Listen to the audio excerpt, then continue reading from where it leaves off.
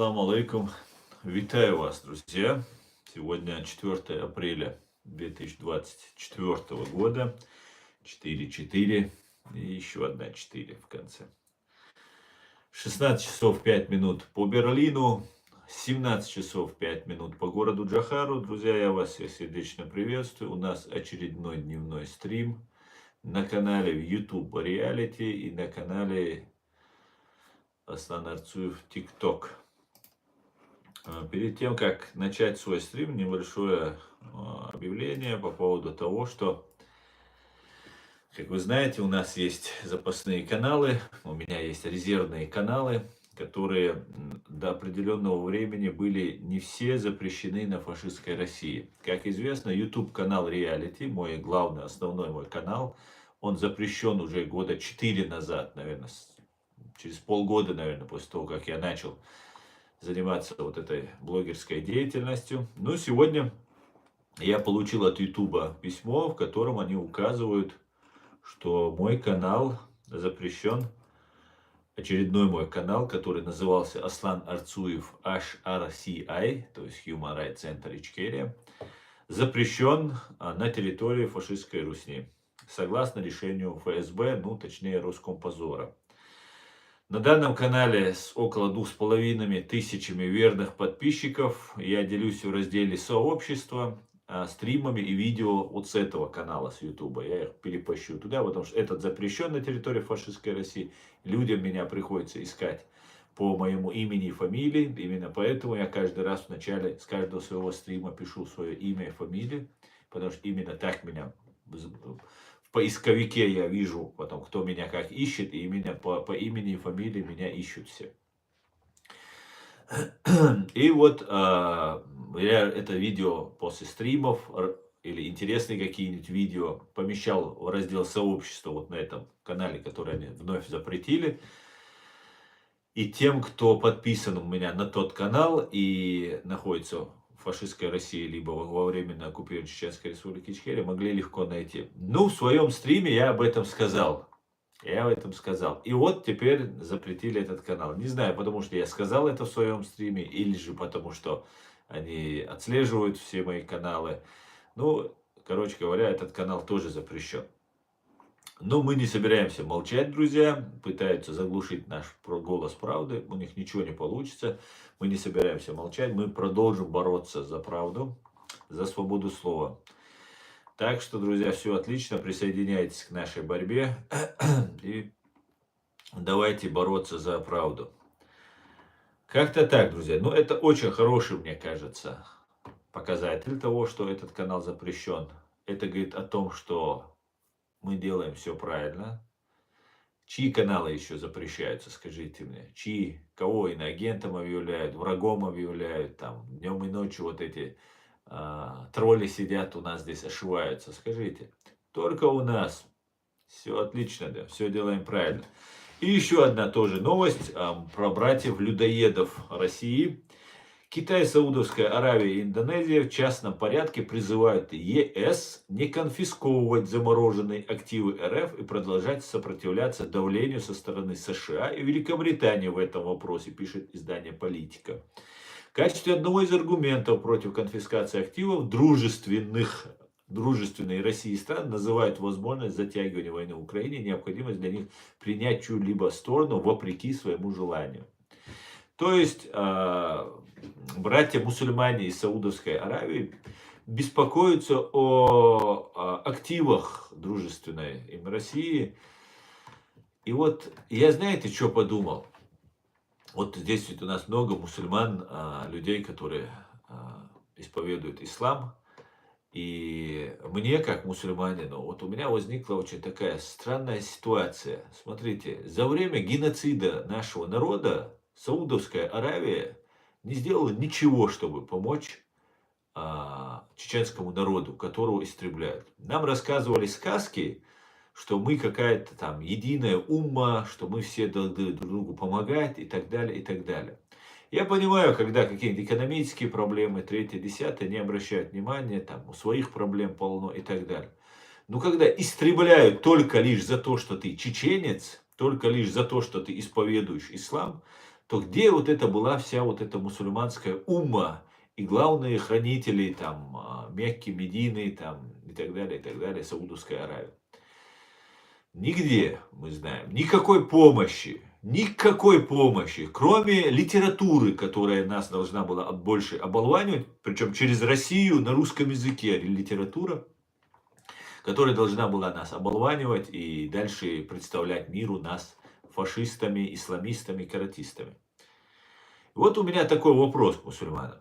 Мы должны ли ездить в Саудовскую Аравию, в Мекку и платить колоссальные деньги, 2, 3, 4, 5, 6 тысяч евро, долларов, чтобы посетить Мекку и так далее, и вот накормить вот этого ненасытного путинского дружка-людоеда, царька вот этого Саудовской Аравии, царька вот этого принцика, который, кстати говоря, убивает своих критиков, как Хашоги, журналиста, которого они убили в Турции и расчленили его на куски в своем саудовском посольстве. Как вы думаете, чеченцы, мусульмане, мы должны ли хоть какой-то бойкот объявить? Мы должны хоть что-то сказать этой саудовской фашистской власти, которая все это время игнорировала нас, чеченцев, когда был геноцид, а сейчас она выступает, чтобы вернули деньги. То есть спасти Россию, продолжить ее существование, ее агонию, ее убийство соседей и так далее. Как вы думаете, мусульмане, в первую очередь чеченцы, мусульман это не касается, потому что мусульманам в основном было плевать на то, что было с чеченцами. В первую очередь я к чеченцам обращаюсь. Как мы хоть бойкот проявить, хоть 1 год не поехать в Мекку, или если мы не поедем, то мы в рай не попадем. Если не отвезем в Саудовскую Аравию 5000 евро, долларов, мы не попадем в рай. Может, саудовскому принцу надо репу больше сделать, отвести ему деньги? А? Объясните мне, может, я в чем-то не понимаю. Может, я в чем-то не понимаю. Можете мне объяснить? Так, жду ваших ответов, друзья, жду ваших ответов, да. Мне это просто интересно знать, как это так получается, да. Нас уничтожают, и никому до этого дела нет. Никому на этом белом свете нет дела. Так, вот этот шнурочек, у вас я блокирую, новые заходят. Я вас блокирую, новые заходят. Сколько у вас?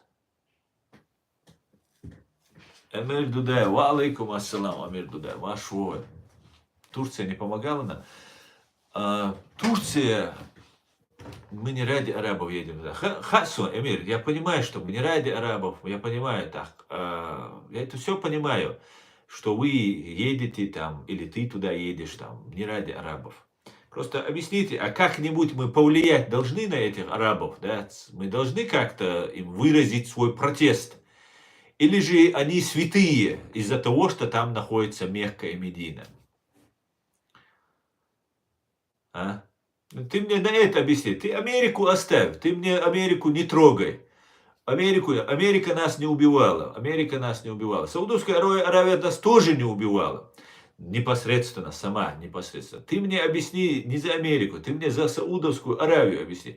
Почему вот эти мерзавцы и подонки, которые дружат с Россией, а мы не высказываем никакого недовольствия в этой Саудовской Аравии, этому фашистскому, этому пропутинскому, прорусскому, КГБшному режиму. Почему мы не выражаем протест? Объясните мне, пожалуйста. ЦРУ работает. Маэстро, ты наглый лжец. Вы пророссийские лжецы. Вот Россия сила и добра, говорит. Вы российские просто лжецы и мерзавцы. Я не работаю на ЦРУ. Я работаю на его величество, господин чеченский народ. Понимаете? А вы предатели чеченского, враги чеченского народа. Это так. Хорошо, тогда вы согласны, что не согласен я не согласен, что если у Саудии свои интересы, понимаете? Она не с Америкой. То, что она там заигрывает с Америкой, хочет торговать Западом, с Америкой, продавать нефть, это чисто их личные интересы. Это фашистский режим Саудовской Аравии, который потакает фашистскому русскому режиму. Понимаете?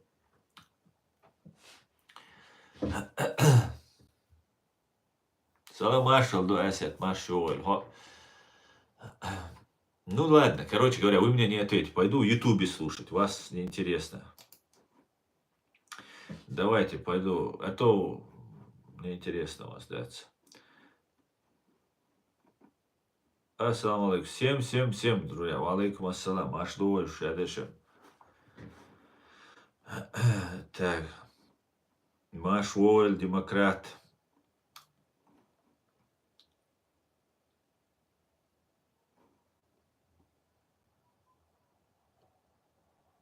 Политики нет, братья-мусульмане. Есть национальные интересы. Да, есть национальные интересы, поэтому почему мы должны тогда соблюдать эти национальные интересы?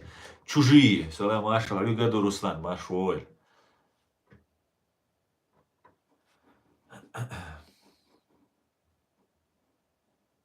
Дик Адам, Сансей, Дал Бухаста. Все отлично. Дерезу.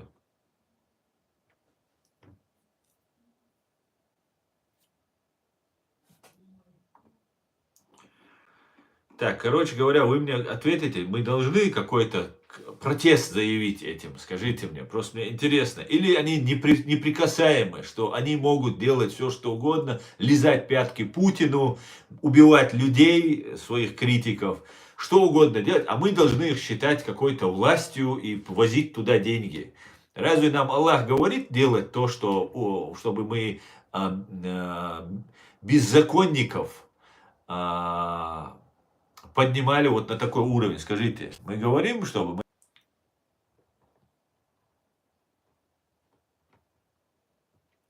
Вот об этом я и говорю, Амир Дудаев. У нас, но вежри баба, ночи, только национальные интересы есть в этом мире, понимаете? Есть национальные интересы. И мне рассказывать там какую-то там ситуацию, что там Саудовская Аравия хорошая страна, только лишь потому, что они себя, ну, по территории они оказались там, где находится там священная мечеть для мусульман. Там похоронены пророк, ну и все там достойные люди. И считается, почему-то считается, что именно когда судный день наступит, я не знаю, в Коране этого нет. Но считается, что вот если ты умер на Саудовской Аравии, на земле Саудовской Аравии, то ты чуть ли не святой стал. С чего это? С чего это так?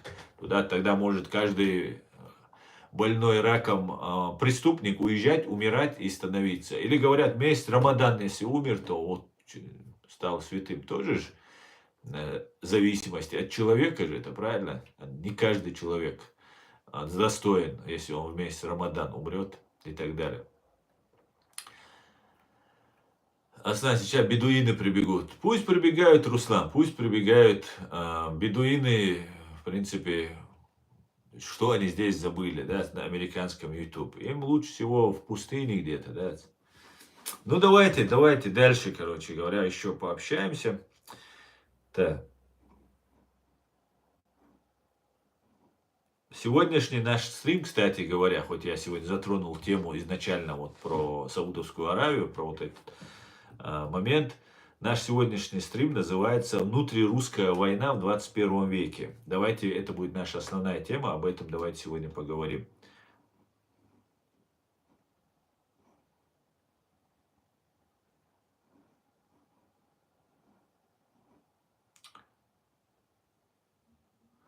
Витаю, Аслан, та витания всем людям доброго. Витания, Иван, витаю тебя, дорогой. По логике, саудиты сами должны отдать саудитам, которые и так купаются в роскоши, да? Абсолютно так, в золоте и в нефти, да, абсолютно так. Саудовская Аравия за деньги, да, наша Беларусь, совершенно верно. Ассаламу алейкум, мага, ва алейкум салам.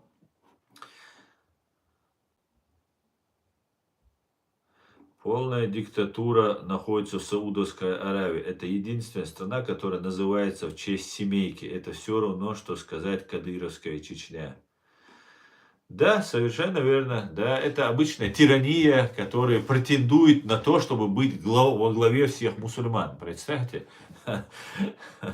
Это они во главе нас хотят быть. Представьте, да. И причем у нас есть люди, которые говорят, что есть какие-то там люди, которые должны быть. Мы всю историю боролись, что у нас гордились, хвастались, что у нас не было феодализма, никакого царя. А теперь нам какой-то саудовский королек, который убивает людей только лишь за то, что его критикуют и лижет пятки Путину, он должен стать моим царьком. Считайте, я показал дулю, да? Вот вообще наглость просто. Сидят, разговаривают. Да, есть какой-то народ выше чеченцев, которым мы должны подчиниться. Есть деятели, которые тут сидят, нам рассказывают. Пошли вы знаете куда? Со своими лизунами пяток Путина, да?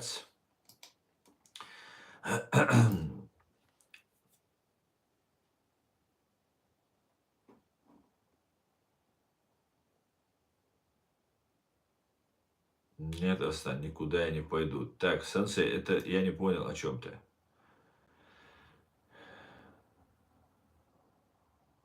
Ассаламу алейкум. Ва алейкум салам, Осман. Почему ты не сказал в начале эфира, как всегда говорю, сколько убито и ранено на Украине? Оставим на эфир лайки, говорит наш белорус. Кстати говоря, я просто отвлекся, а на самом деле у меня уже все готово, и я хочу вам рассказать о потерях русских оккупантов на территории Украины. На сегодня, на 4 апреля, с момента широкомасштабного вторжения, то есть год и 2 месяца прошло, и уничтожено и ранено 445 тысяч оккупантов, 445 тысяч 40 оккупантов. За прошедшие сутки уничтожено и ранено 670 бандитов, плюс 9 танков, плюс 18 боевых бронированных машин, плюс 29 артиллерийских систем, плюс 1 РСЗО, 1 антиаэркрафт, 21 БПЛА, 48 автомобильных техники и цистерн. Слава ЗСУ, слава Украине. Так что все, Акраман, исправился. Исправился, да, все нормально.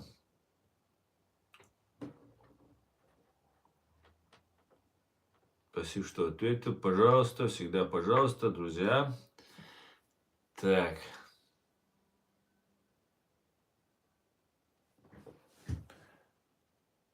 Есть новости. Макрон готовит 1050 солдат на отправку в Украину. Да, есть, Руслан, такая новость. Но знаете, вот Франция и Европа в целом была сообщниками Путина и фашистской России. Все эти годы главным сообщником и прикрывателем вот этой фашистской России была Европа. И Германия, и Франция, и Австрия. Австрия вообще была шнурком Путина. Мне просто стыдно, как низко пали австрийцы. Австрийцы, которые до сих пор имеют фашистские наклонности внутри себя и не скрывают это. И будучи такими ярыми националистами и фашистами, было мерзко смотреть, как они лижут пятки Путину и ФСБ. И большая проблема до сих пор. Они сейчас заползли под корягу, у них сейчас немножко проблемы, но на самом деле ничего, в принципе, не поменялось с этой Европой. И сейчас Франция, да, мы будем, я надеюсь, Франция будет исправлять ошибки и отправлять 1500 там, солдат там, и так далее. 1500 солдат, в принципе, особо погоды не сделают. Там нужно отправлять 150 тысяч французских солдат. За то, что все это время Франция потакала фашистской России и делала ее той, кем она стала. Но сейчас еще я сегодня читал новость, Франция начала вести контакты по борьбе с терроризмом с Россией. И что, вероятно, будет атака по Франции там, и так далее, и так далее. Да, скорее всего, будет. Потому что фашистская Россия – это ее единственный козырь у учреждения ФСБ начать террористическую войну. что умеют они, так вот это умеют они проводить теракты и так далее, и так далее. Поэтому вот эти вещи мы должны, конечно же, приветствовать, когда они говорят, что отправляют. Но 1500 мало. Франция должна, многомиллионная, сколько миллионов? 80 миллионов Франция или около того. Франция должна отправить не 1500 человек, 1500. Что они там будут делать-то? Я не знаю. Охранять какой-нибудь пост, что ли? Ну, 1,5 миллиона Франция должна отправить. 150 тысяч надо отправить. И Франция, и Германия, все должны отправить на помощь Украине. Понимаете? Потому что так не может продолжаться. Так не бывает. Вместе ураганили со всеми, с Путиным. А потом все на Путина одного взвалим. Все, теперь Украина одна расхлебывается. Украина тоже, кстати говоря, надо признать, ураганила вместе с Путиным. Это тоже горькая правда, к сожалению. Украинские сыны гибнут из-за недальновидности политики того времени, политиков того времени в Украине. Понимаете, сегодняшняя война, сегодняшние парни и девушки, которые гибнут в Украине, они прямое следствие, прямая вина тех политиков, которые были у власти на протяжении последних лет, десятилетий, скажем так. Поэтому ситуация, конечно, хорошая, нужно в этом русле двигаться, но нужно знать, кто есть кто в этом деле. Салам вам, аслам. Удачного стрима. Спасибо, Рикман, спасибо.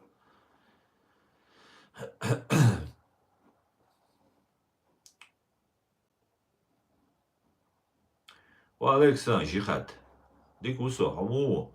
Внутри российский хаос неизбежен. Российская империя падет под собственной тяжестью. Ливан. Да, я тоже на это рассчитываю. Будем наблюдать, будем, конечно же, все это комментировать. И будем наблюдать. Может, у остальных Европа, может и остальная Европа присоединиться. Знаешь, Руслан, в основном, знаешь, что все думают? Это Польша, страны Балтии, Украина, они пусть воюют. Вот все рассчитывают, что на их земле войны не будет. Ну, как бы, это самое правильное, логически верное решение, чтобы на своей территории не воевать. Это все понятно. Но ты должен думать, что если после вот этой страны может наступить твоя страна.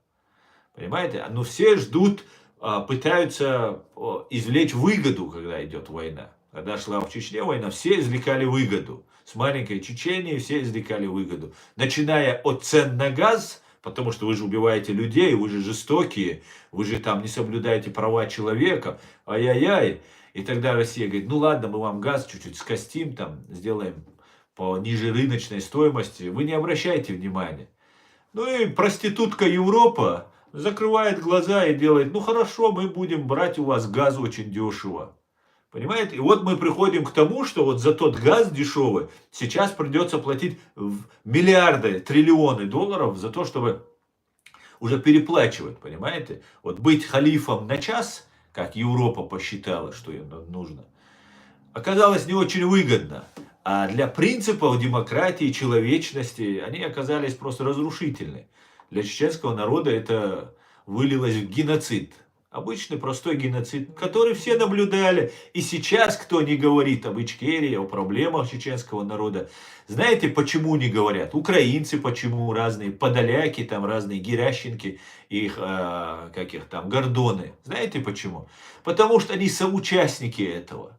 Потому что если начать, а помните в самом начале Яблоко, вот этот Явлинский выступил, сказал, вы нас, говорит, Запад, вы что это? Вы тут вместе, значит, ураганили, вместе, значит, там топили чеченцев в крови, а теперь мы только одни виноваты будет. Если дословно перевести, что сказал Явлинский, тоже КГБшник и соучастник геноцида чеченского народа. Хотя лайтс-версия. Нужно признать, Явлинский это лайтс-версия. Они все правозащитники российские, они все соучастники геноцида. Всем, я имею в виду, в общем все, хотя там есть отдельные люди, которые делали все, что могли, чтобы этого не было. Были такие люди. И убивали таких людей, сажали, выгоняли из страны. Такие люди были. Я не о них, а в целом. И Явлинский фактически сказал: вы что, ребят, вы думаете, вы нас будете топить за чеченцев, за геноцид, который мы сделали? А это вопиющее преступление. В Украине этого преступления до сих пор не было. Вот Буча, там Гостомель, ну Гостомель нет, Буча, вот этот моменты, это были такие всплески, маленькие всплески, как в Ичкерии. Потому что они уже рассчитывали, что они сейчас, Украина падет, и этот момент им нужен был сломать волю украинцев. Именно они под Киевом, Буча находится. Они стояли и должны были сейчас, Гостомеле сейчас возьмут аэропорт, накидают десантов, и сейчас они тут войдут. А Буче нужно было устроить резню, чтобы сломать волю, испугать. Слух быстро расходится. И они это делали в Чечне. Каждый населенный пункт они это у нас творили. Специальные команды у них такие были, кто заходил и вырезал всех. Животных, женщин, сжигали младенцев. Все это сплошь и рядом. То же самое было, вы помните, на 7 октября в Израиле было сделано. Это такой метод, прием такой по тому, чтобы сломать волю народа к сопротивлению. Вот к чему готовилась фашистская Россия. И вот эта вся ситуация, которая сейчас развивается, она должна быть нами оценена. Мы должны понимать, с чем и с кем мы имеем дело. И что вина лежит на всех лежит. И теперь, кто не говорит о чеченской проблеме, о чеченском вопросе, те люди являются соучастниками. На мой взгляд, я долго думал над этим, я долго не мог понять, ну что здесь такого, ну вот откровенные факты. Вот Украина схлестнулась с Россией на непримиримых, как говорил Джохарду, да, позициях. Либо Украина выживет, либо фашистская империя выживет. Вот вопрос стоит так. Либо украинцы перестают, ну они будут где-то там в Европе останутся, разбегутся, как мы, чеченцы здесь, где находятся, бороться будут, партизанить будут, все это будет. Но главенствующую роль будет играть фашистская Россия, ее вот эта неосоветско-большевистского типа империя, третья империя, которую они пытаются воссоздать. Либо Украина выстоит и империя перестанет существовать, а Украина станет украинским государством. Государство, где заботятся, живут, хранят культуру, истоки украинцев. Вот как у нас есть чеченское государство, в которое для чеченцев, для чеченского народа, как есть израильское для еврейского народа, так есть украинское. Вот их вопрос стоит, выживут или не выживут. И вот у меня вопрос, как эти люди, которые противостоят не на жизнь, а на смерть с фашистской Россией, игнорируют чеченский вопрос. Лучшего козыря, лучшего аргумента бить в лицо фашистской любой этой гибне нету просто. Многие, например, не понимают всей ситуации. Но если вы обратите внимание, вот в чат рулетки там разные украинские блогеры общаются. Те ребята, которые там, канадские блогеры есть там, доктор Фауст, например. Если они говорят про чеченскую тему с этими русскими визави со своими, все, ситуация полностью меняется. Без аргументов оставляют русские. Русские знают, что они сделали в Чечне с чеченцами. И они были в шоке, что весь мир им это простил. Они не думали, что им так это все простят. Весь мир простил. Весь мир. А некоторые чеченцы пошли служить этой фашистской русне, которые являются хуже, чем вот эта фашистская русня, кто пошел служить. Да, я тут обвиняю Украину, Запад, там, Германию, но еще более виновными те, кто чеченцы, которые подели форму, взяли оружие и пошли убивать чеченцев во имя 50 тысяч рублей. Больше ничего там не было. 50 тысяч рублей. $1000 там, чуть может больше это было. Вот такие вот дела. И вот, казалось бы, Украина должна об этом говорить, но не говорят Украине. Верховная Рада принимает закон о том, что геноцид был. Все, на законном основании.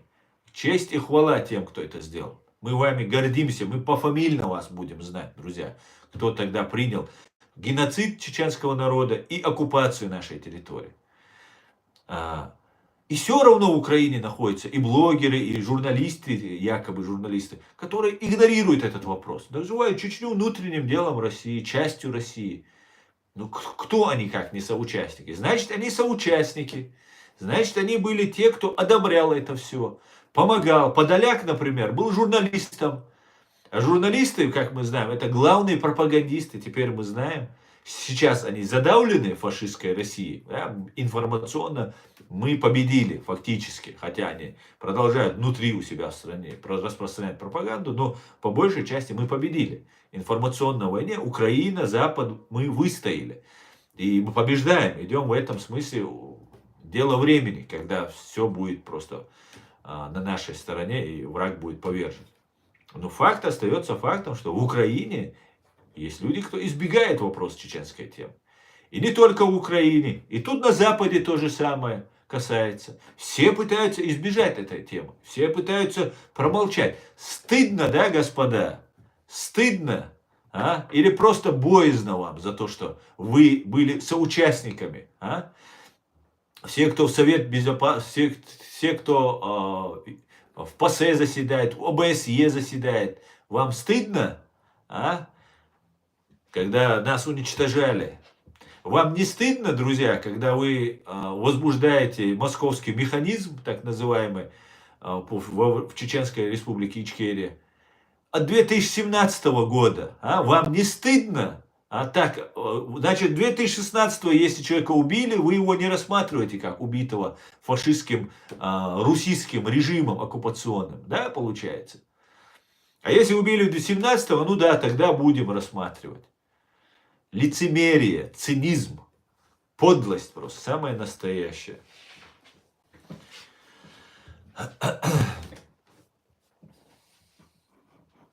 Ладно, давайте почитаю ваши комментарии, друзья.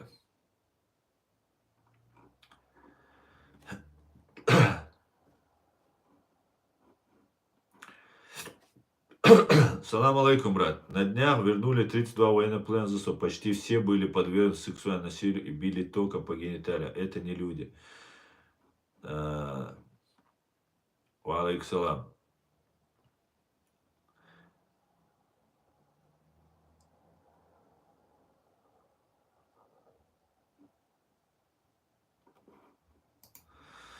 Так.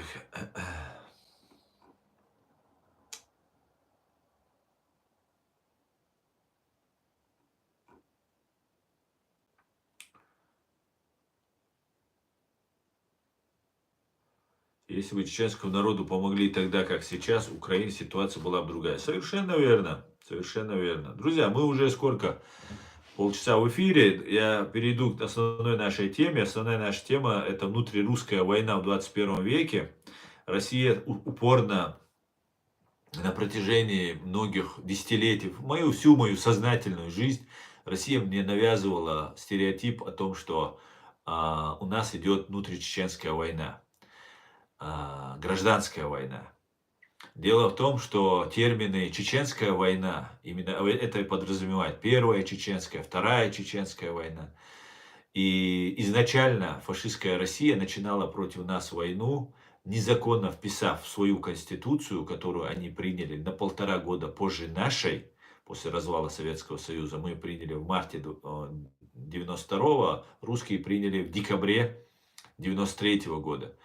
И начав восстановление, то есть незаконно вписав в Конституцию, после развала Советского Союза, мы не участвовали, это миллион раз сказано, мы не участвовали ни в приватизации советской собственности, ни в выборах президента Советского Союза, ни в депутатов Российской Федерации новой.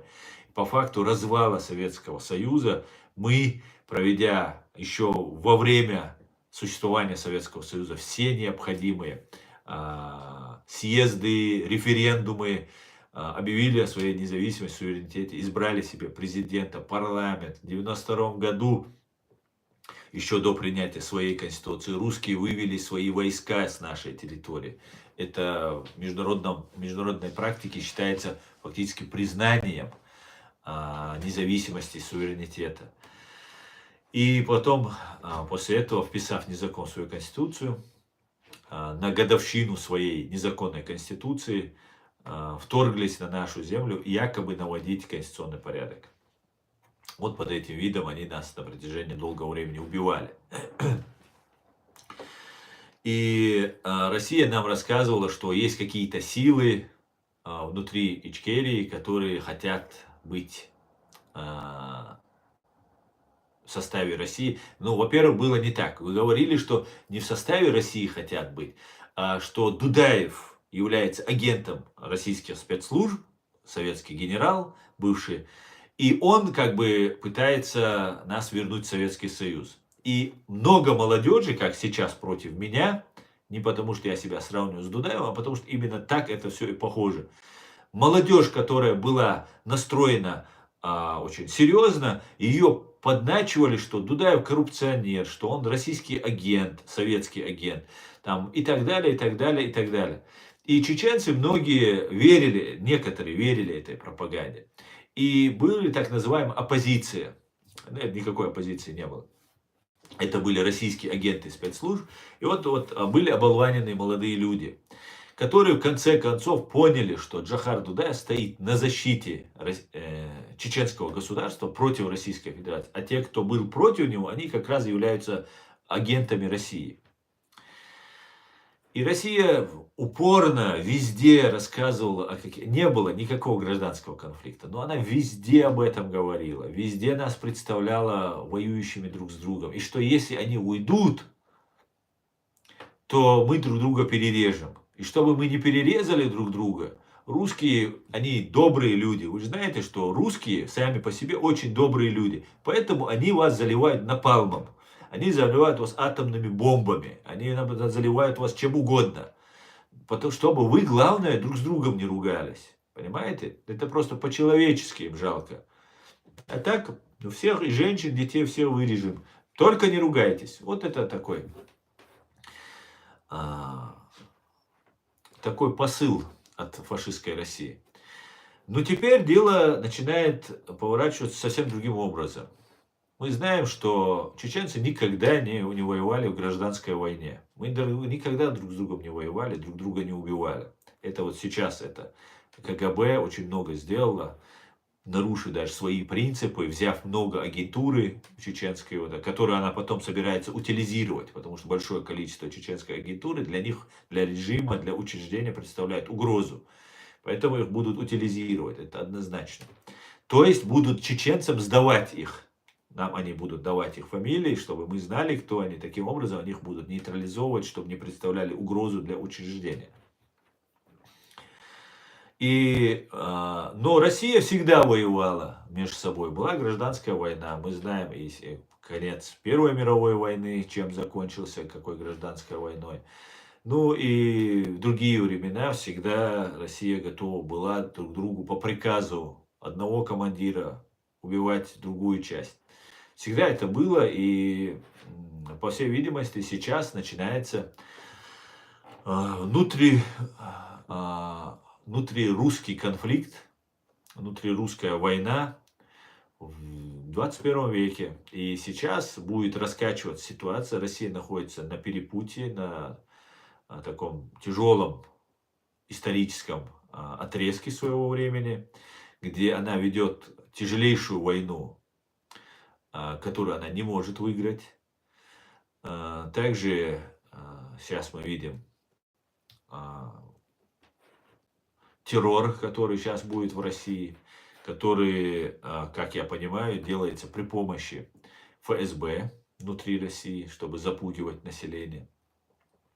Хотя это может быть не так однозначно, что вот там ФСБ все там контролирует и так далее.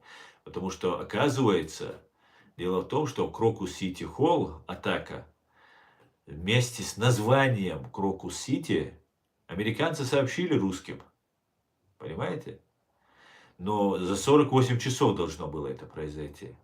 Ну, как говорят что по какой-то причине за 48 часов оно не был, этот теракт исполнен. Потому что, как говорят, там проходил концерт Агаларова, хозяина вот этого, сына хозяина этого Крокус Сити Холл, и была очень мощная охрана. Поэтому так походить, просто пострелять не получится. Хотя, может быть, именно из-за того, что американцы сообщили, что будет через 48 часов нападение, оно было отменено. Потому что уже явно американцы знают, что оно было, это нападение. Понимаете? И вполне возможно, что русские поэтому чуть притормозили, а потом запустили. Я придерживаюсь своего мнения, первой своей версии о том, что вот эти таджики, которые задержаны, скорее всего, являются либо вообще не принимали участие именно в расстреле, либо если принимали, то они не основные исполнители этого преступления. И все это контролировалось, им дали выйти, им дали там ехать в сторону Украины, именно потому что этот террористический акт контролировался Федеральной службой безопасности фашистской России. И сейчас Россия будет погружаться в террор, убийство. Это самое такое распространенное явление. И Россия находится в состоянии войны с Украиной, с цивилизованным Западом. Весь Запад, Украина и все мы, кто желает скорейшего прекращения империи советско-большевистского типа, должны помогать и как можно больше доносить информацию до людей, которые живут в России, чтобы они понимали, к чему они, куда движется их страна. Мы должны это понимать. Надо было предупредить Агаларова, говорит, сейчас дайте я прочитаю.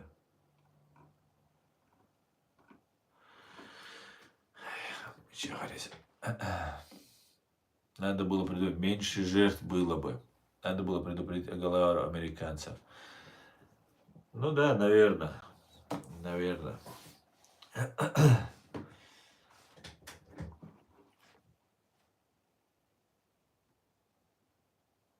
Алейкум.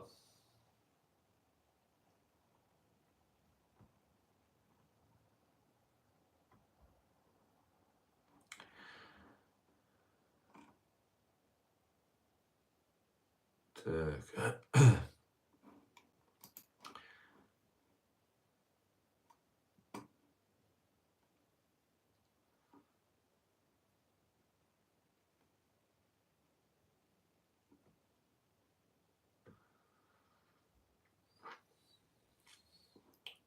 Алейкум. Героям слава, сенсей, героям слава. Привет из Одессы. Ты мужчина. Анатолий, ты тоже. Одесса, Украина. Витаю вас.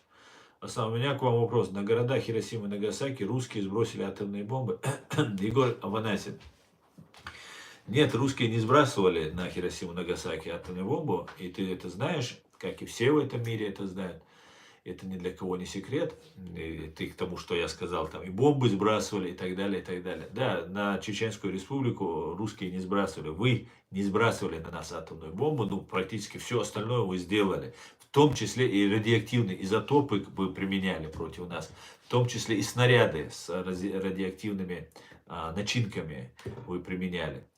Поэтому, конечно, немножко мимо у тебя все это проходит.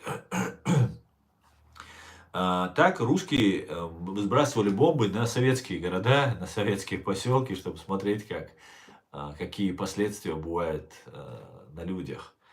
Поэтому вы немножко дальше пошли, как обычно. Вы же любите свои дома взрывать, на себя бомбы скидывать. Там. Но это чисто русская забава такая, убивать друг друга, да, самого себя. Так, салам свободным людям. Салам алейкум, алейкум салам, чеченский сионист. Салам маршал, ду. Или салам маршал.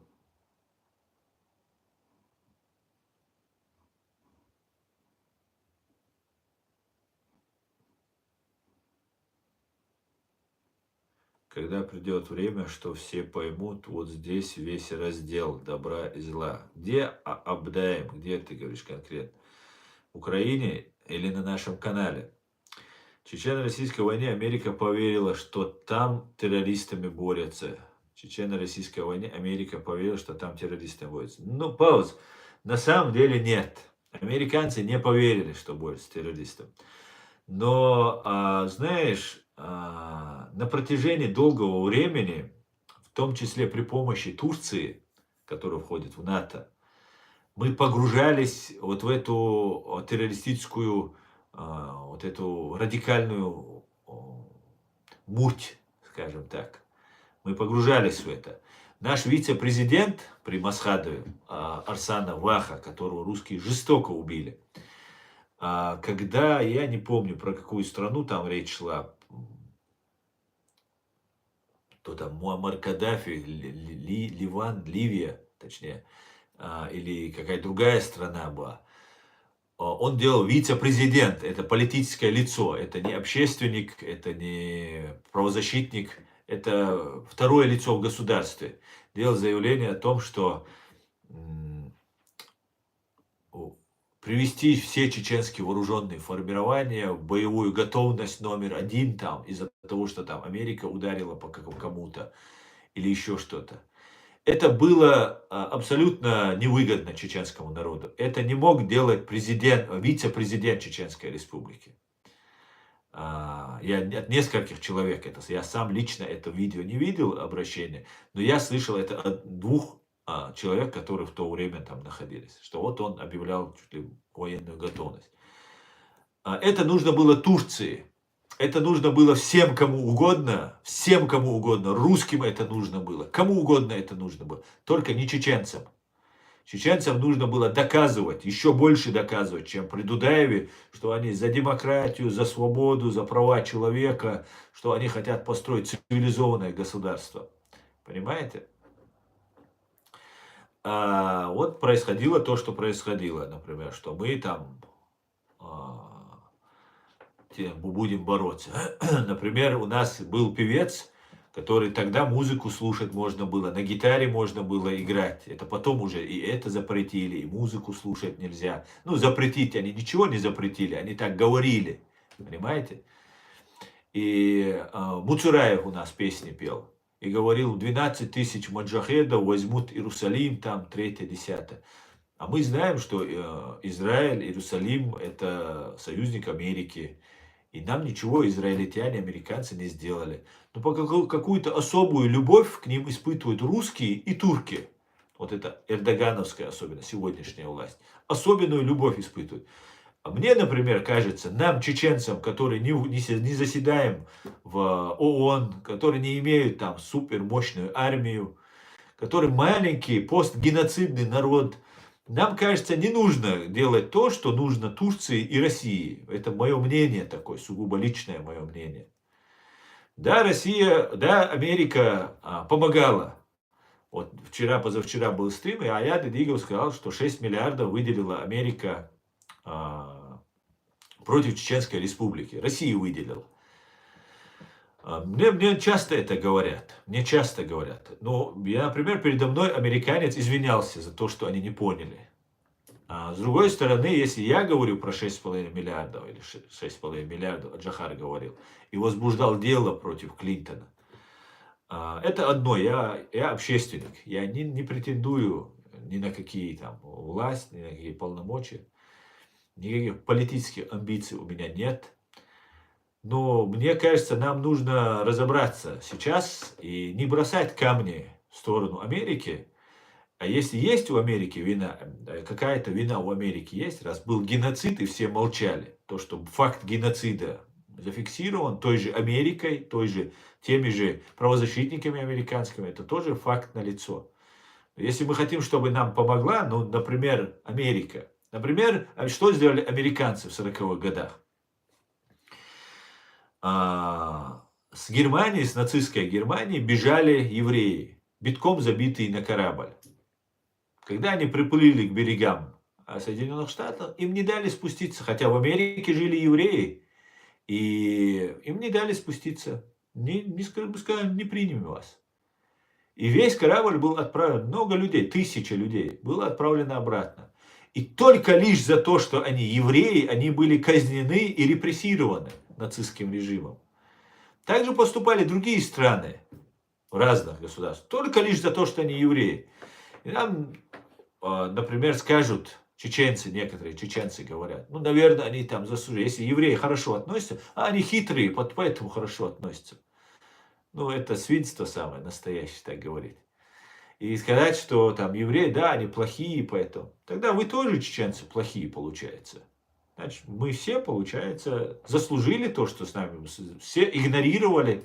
Значит, все плохие, все хорошие, а мы, значит, были плохие. И русские, значит, имперцы хорошие. Так получается. И давайте тогда евреи говорят, все хорошо. А вы знаете, что евреи против англичан воевали? Они террористическими методами боролись за создание своего Израиля против англичан и арабов, и турков. Сперва против турков, не помню, против османов, сколько они там боролись, нет, против английского протектората и арабского вот этого союза между Англией и арабскими вот этими народами, населяющими как саму Палестину, так и вокруг. Евреи воевали, они теракты проводили, террористические нападения делали, погибали сами, в тюрьмы садились, убивали, конечно же. Ну давайте мы все вернемся и будем рассказывать о том, что вот давайте вот все всем припомним. Что из этого выйдет? Ничего не выйдет. Мы останемся там, где мы находимся. Мы останемся там, где мы находимся. Вот и все, что выйдет. Я не хочу быть с Турцией. Я не хочу иметь... Да, я хорошо отношусь к турецкому народу. Я отношусь очень хорошо к турецкому народу. Очень. Но я не хочу быть халифатом, или как это называется, вилаятом Турции. Абсолютно не хочу быть вилаятом Турции. Зачем мне быть вилаятом? Мой народ достоин большего. Мой народ не должен быть чей-то пристегнут кому-то, к Турции, которая будет стоять в очереди к Америке и к этой Европе. Они в очереди все стоят. Все страны ради своих выгод, своих плюсов, все стоят в очереди к Америке, к Англии, к Европе. А значит, нам нужно, значит, мы не настолько созрели, получается, если мы готовы на это, что мы должны стать в очередь к Турции, чтобы она наши вопросы решала. А очень много Турция уже взяла к себе и на работу взяла, служат в их вооруженных силах. Но они не чеченские вооруженные силы, это турецкие вооруженные силы. Они могут быть патриотами чеченцев, любить чеченцев и так далее. Но они давали присягу турецкой армии. Поэтому это уже не чеченская армия. Если будет вопрос стоять, что главнее, турецкая или чеченская, он, конечно, выберет турецкое. Он взял присягу и служит и так далее, и так далее.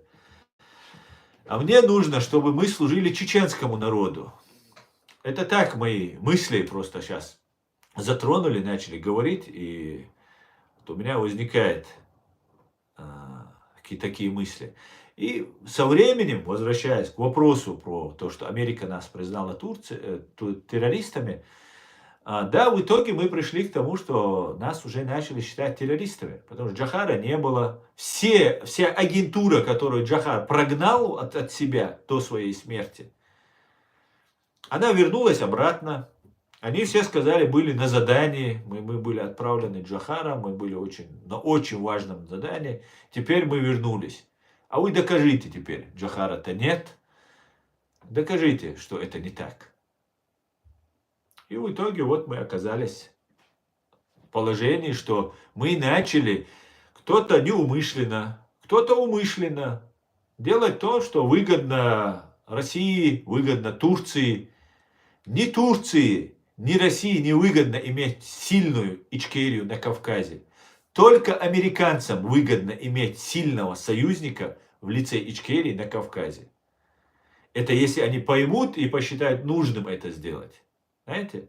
И это американцы могут сказать, да, это нам не интересно. Но точно Турции, Ирану и России сильная Чеченская республика Ичкерия не нужна. Никому не нужна. нашим кавказским соседям, возможно, если мы станем хорошими им соседями, им понадобится, чтобы мы были все сильными.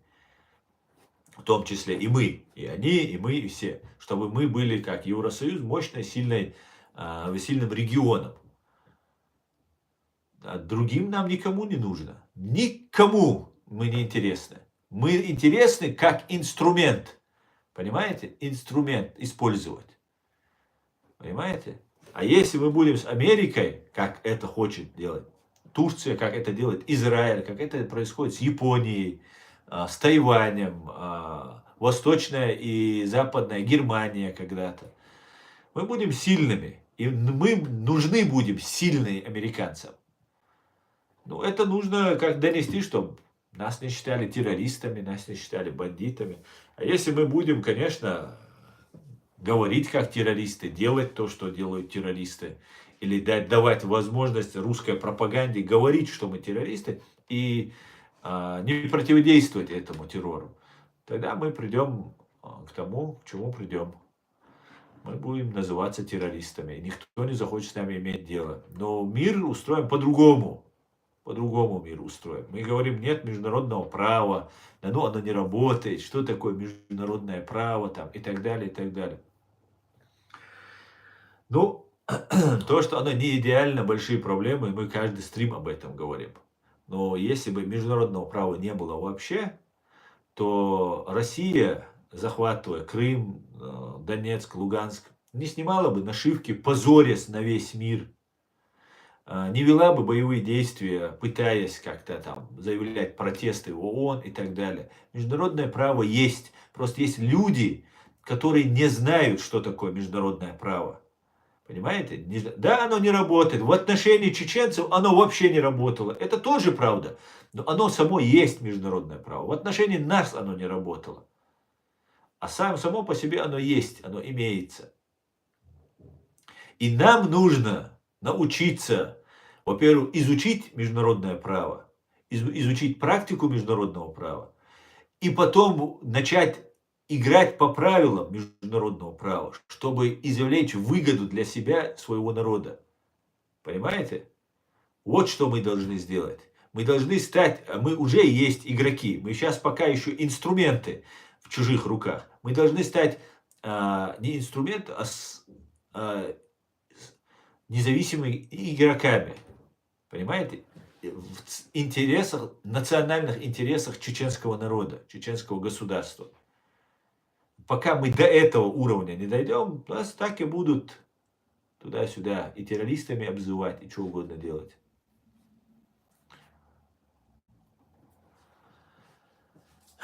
Так, давайте дальше.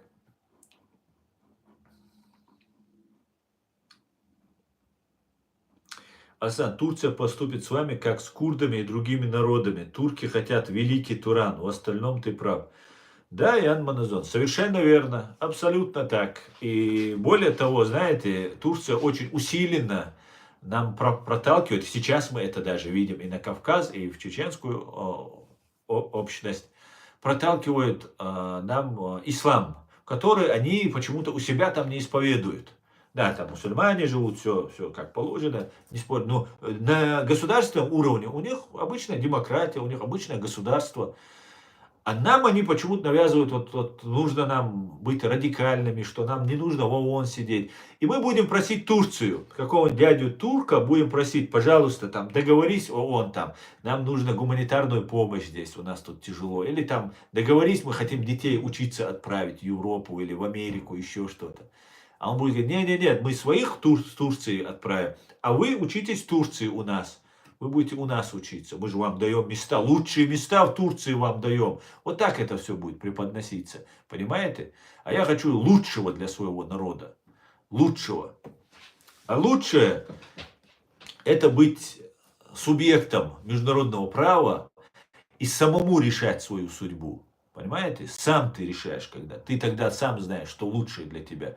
Где тебе можно уступить в чем-то, чтобы вот здесь поиметь выгоду. А если ты будешь за кем-то стоять, то ты будешь всегда второсортным. А я не желаю этого для своего народа.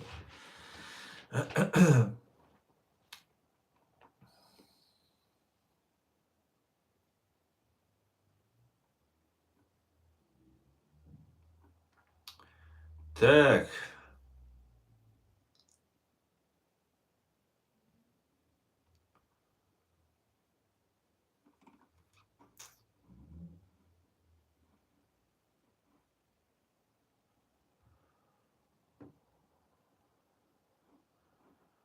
Сергей Терещенко отправил ссылку на стрим Рамзану Ахматовичу.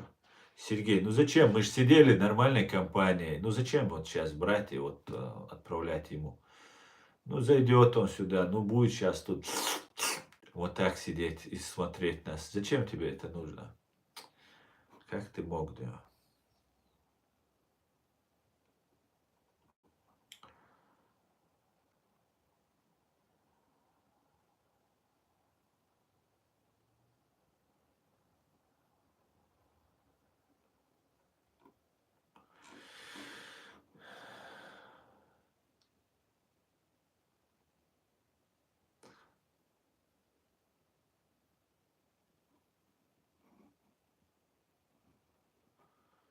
Турция пусть лучше будет торговым партнером. В этом направлении нам есть что предложить. Да, совершенно верно, чеченский сионист.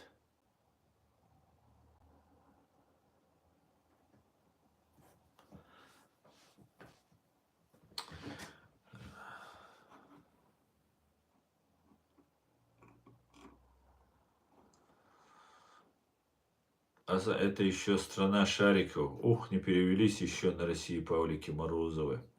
Да, да, чеченский. Как он мог? Он так подло поступил со мной, да. И самое интересное, меня удивляет, когда они к Рамзану обращаются. Неужели русского витязя у вас не нашлось, да, чтобы обязательно Рамзаном надо пугать, да?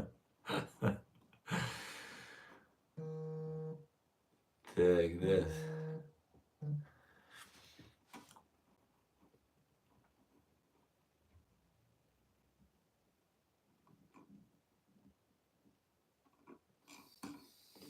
Ну да ладно, друзья, ну да ладно. Что поделать? Такова жизнь, да.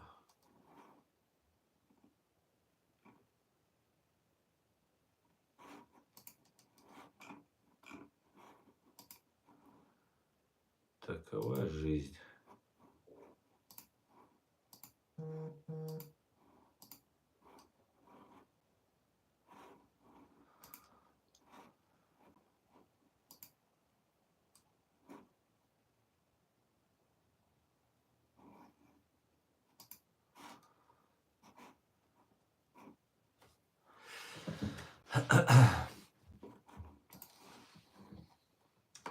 Валейк салам, ислам.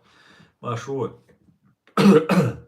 повесь флаг Чечни на флаг все, вы оскорбили честь ваших предков. Это американцы делали чеченцев террористами, а в России сейчас чеченцы герои, служил с ними. Сережа, ты уже написал Кадырову, все, с тобой все ясно. Но этот флаг, который сзади висит, это наш флаг, это не ваш флаг, понимаешь? Это наш свободных чеченцев флаг, понимаешь? А ту тряпку, которую вы нам присвоили, обрезав половину там снизу, чуть-чуть, чтобы сделать, это совсем другой флаг. Поэтому мы ваш флаг никогда не повесим, ваш российский флаг. Так что вот такие вот дела. А чеченцев террористами делали русские. Вы делали. Ну, при помощи других, конечно. Но вы являетесь теми, кто нас представлял террористами. Вы и только вы. Понятно вам? Как гордые чеченцы могут подчиниться такой убогой нации, как русские, в то время, как под кого предпочел бы лечь под турков или персов, говорит СЗ. ZX, точнее. Ну, во-первых, убогой нации, как русские, никто их не называл вас убогими. Во-вторых, гордые чеченцы никогда не подчинятся русским. И я пример, понимаешь, я и тысячи, десятки тысяч чеченцев вам пример. А то, что люди, находясь в заложнике, молчат, ну, вы тогда обвините любого, кто был заложником. Фу, как ты мог? Ты был в заложниках. Какой тебе позор? Ты подчинялся человеку, который направил на твою голову и на твою маму автомат. Как ты мог? Какой же ты трус? Ну, скажите это, и будем смотреть, как вы будете выглядеть. А мы 300 тысяч человек потеряли, сражались. И я тебе скажу, что абсолютно полны сил и дальше продолжать свою борьбу. Ничего страшного. Все нормально, дело. Ты не волнуйся. Что думаешь по поводу запытанного чеченца в Москве? И сам, я ничего об этом не знаю. По поводу запытанного вот этого парня, убитого парня, я ничего про это не знаю. Об этом сообщили лживые там, российские средства массовой информации, и все, я про это ничего не знаю. Поэтому я пока не комментировал. Хотя я вчера комментировал, но я не могу сказать, что я что-то знаю об этом.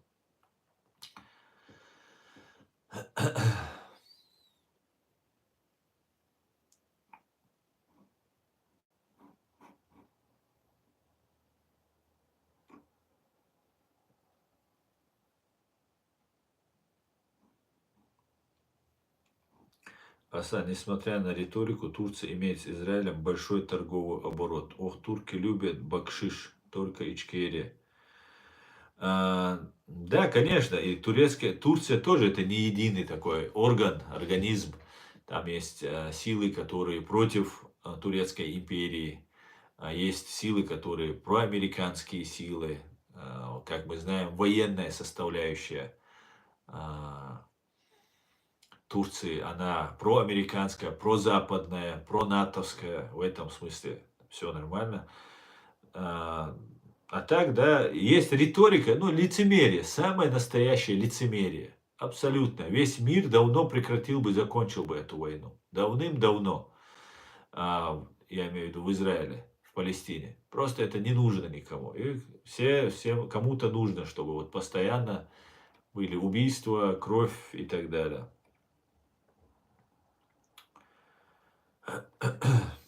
Ассаламу алейкум, свободные. Валейк салам, Шамиль. Машуаль. Так, ассаламу алейкум, Аслан. Худешу, хумадуй кел. Валейк салам, хумадас, дикашу, дал бухастам, босс. Худешу. Шалом всем. Модный доктор, шалом. Ты воевал чеченцую? Владимир меня спрашивает. Я не знаю, что такое чеченская. Что ты имеешь в виду? Русско-чеченскую, если ты имеешь в виду. Да, я воевал в русско-чеченскую.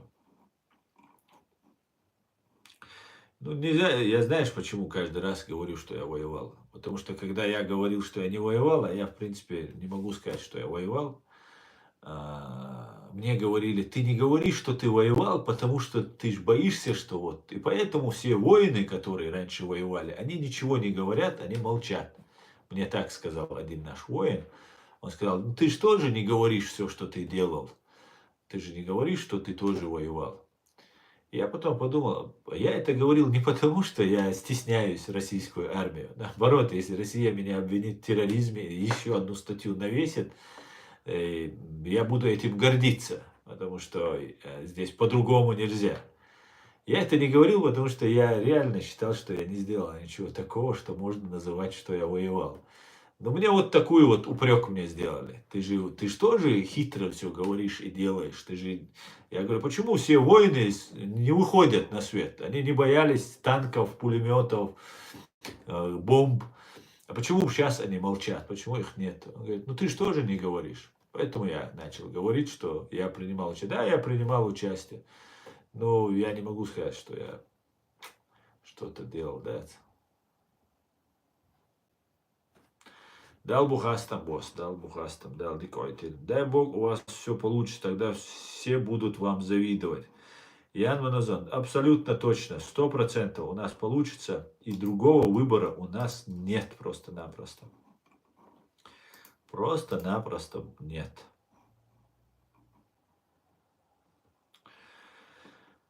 Просто-напросто нет.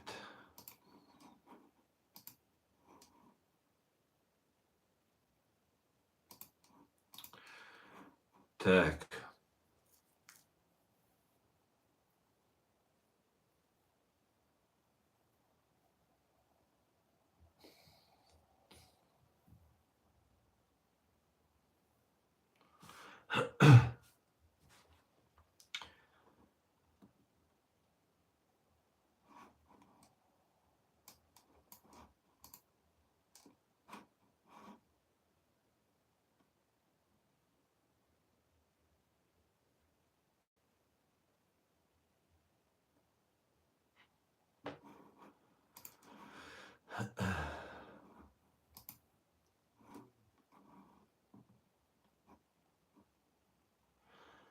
بعدك дүйцүш целая nach духилла ой бубош особенно.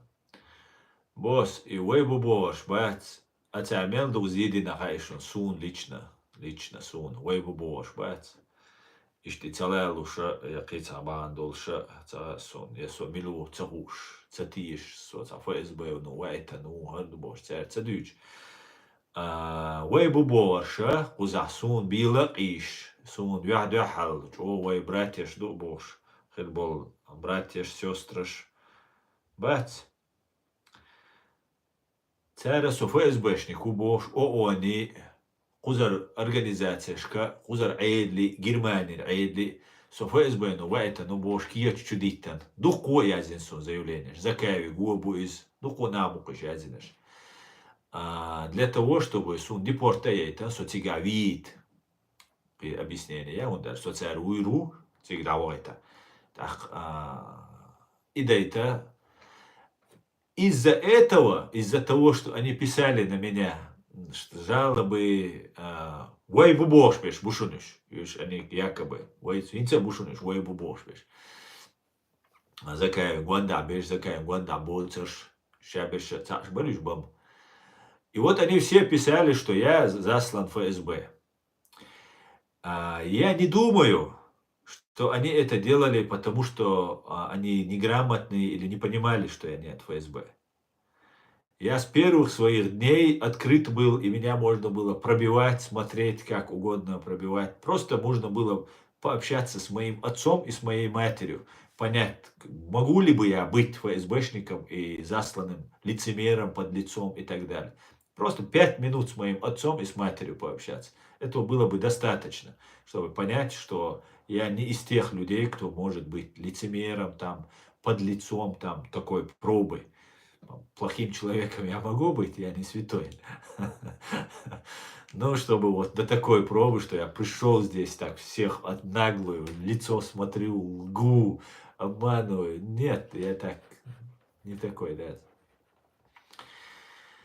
И эти люди меня, во-первых, сбили мой настрой, который у меня был, который вначале я так горел этим всем, я так хотел что-то сделать, свернуть горы я хотел. Несмотря вот на все это, эти люди потратили мое время, они дискредитировали меня перед Западом, представляя меня врагом, засланным Россией.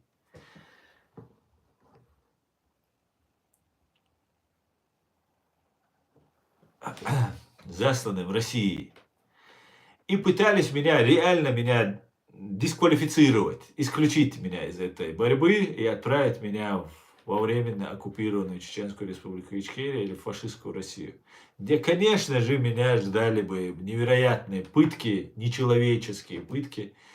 И если я не покорился им, то смерть. И я считаю, что это была бы смерть. Поэтому много людей сделало очень много, чтобы наше дело не двигалось. Но я сейчас Запад, там, Америку, там, Украину всех вспоминаю. А вот здесь есть деятели, которые называют себя защитниками Ичкерии там, и так далее, прав чеченского народа. И писали про меня, доказывая, что я заслан. Ца доказательство, Иоч, ца доказательство. Моя что, ца не суни, ца наметя, ца доказательство. Я баголся, дождь мацедалита. Никогда в своей жизни идея окорча преданный волча, давай моваться. И сон, и дюч, дец. Дюч ашбо. И что мду? Дерез хуйль босс, дерез хуйль. Ну, ничего. Если ты из ФСБ, то я королева Англии. Дерез хуйль он босс. Он массально, кто мне поверил, кто не подался на эту провокацию, да, тогда это было очень важно. Инцам уже массанаха, уже кузар айдланха, массанаха уже. А вначале это было совсем по-другому. Хотя я убежденно просто шел по своему пути и знал, что рано или поздно правда победит. Просто нужно эту правду преподносить по-другому. По-другому все это нужно было делать. Я не был готов. Я даже смотрел недавно свои ролики, свои первые стримы. Я там говорю даже вообще там кое-как, ну, любой, даже вот там есть в Австрии одни которые там, радикалы, которые сейчас становятся демократами, наверное, не знаю, про турецкие они, кто они там. Они тоже писали, что Кавказ-центр тот же, что я там засланный, но при всем при этом неграмотно засланный. Почему засылают там, например, Тумсо Абдурахманова, которого обучают говорить, риторике, а меня отправляют и не обучив? Почему, вот вопрос у меня, Почему? Ну, было видно все, что я делаю, что я никакой не засланный, да, неопытный, да, наивный, да, верящий каждому, кто говорит вот эту, тут рассказывает сказки, но абсолютно не засланный, да. А то, что я заслан или нет, можно просто посмотреть на моих родителей. Это так, чтобы наперед, да, что это за люди, да.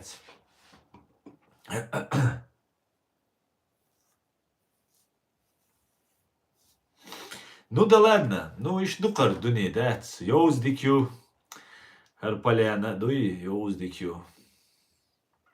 И главное, никаких доказательств у них не было. Да, босс, знаешь, Мансур старый, которого убили,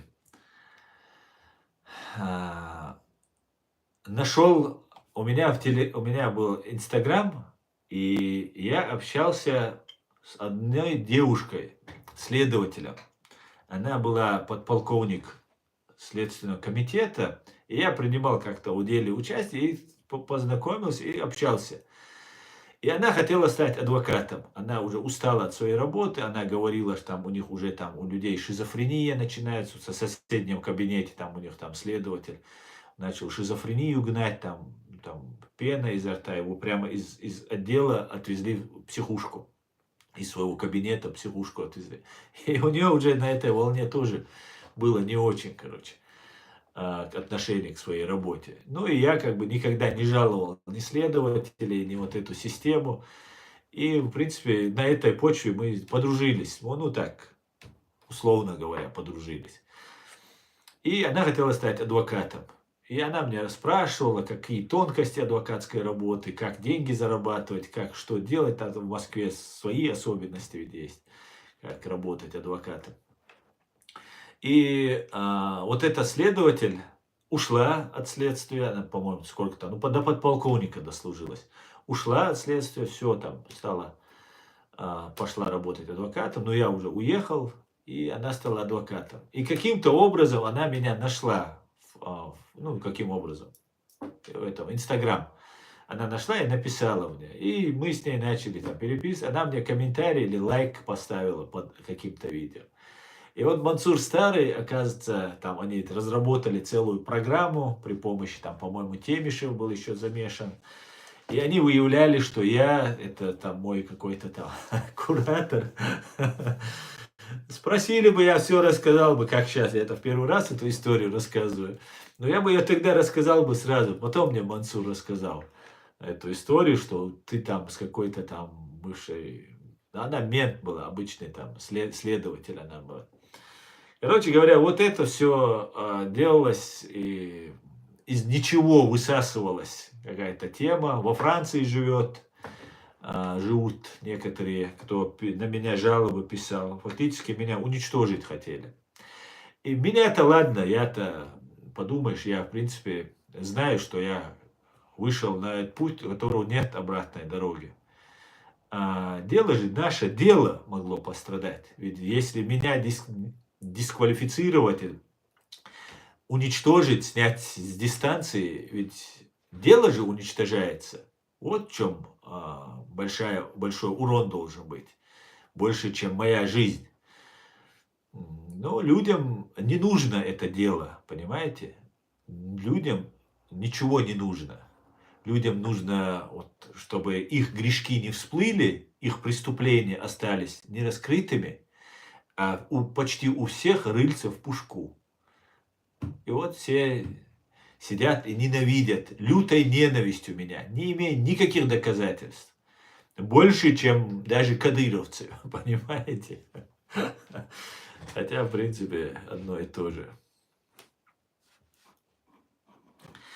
Как-то так, друзья. Стукачеш, гуч боли, да, по фамильному войс звонишь. Гуч боль, по фамильному войс. Вейн мел заявление делек, вейн убал мел бинек.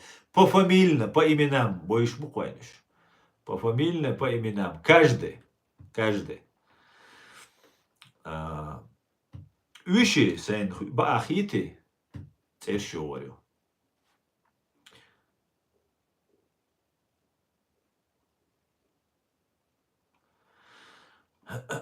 Салам алейкум, алейкум ассалам.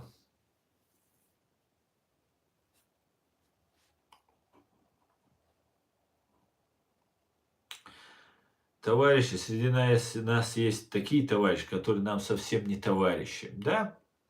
И есть, оказывается, да?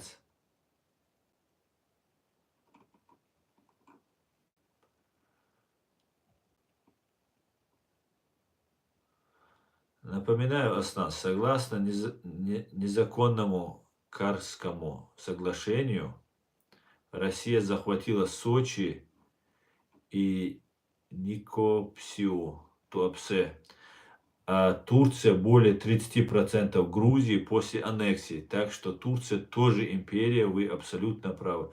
Да, Ливан, и я вам гарантирую, и у вас, как у христиан, и у нас, как у мусульман, будут проблемы с этой Турцией. Если мы не займем четкую позицию, согласованную с Соединенными Штатами Америки, если мы хотим нормального для своего будущего, для своих детей, для своих народов, нам нужно иметь хороший зонтик, да? Так, салам алейкум, ва алейкум ассалам.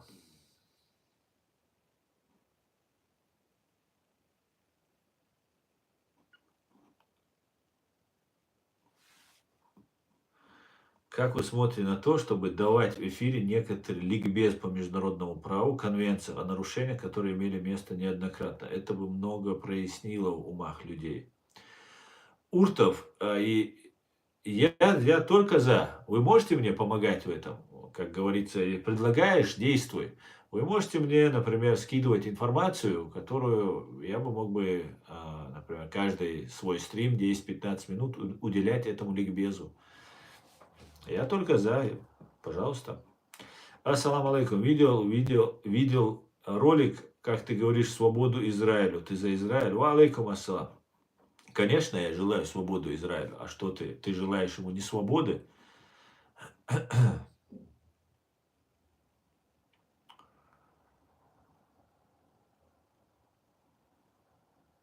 Üç boğuzit bizir аса из бетум наш. Ну, настанет время, если посчитаю, боузитер будет, нет, сам решу, посмотрим. Это мое уже личное, да, это уже не касается нашего дела. Это не касается Ичкерии, не касается...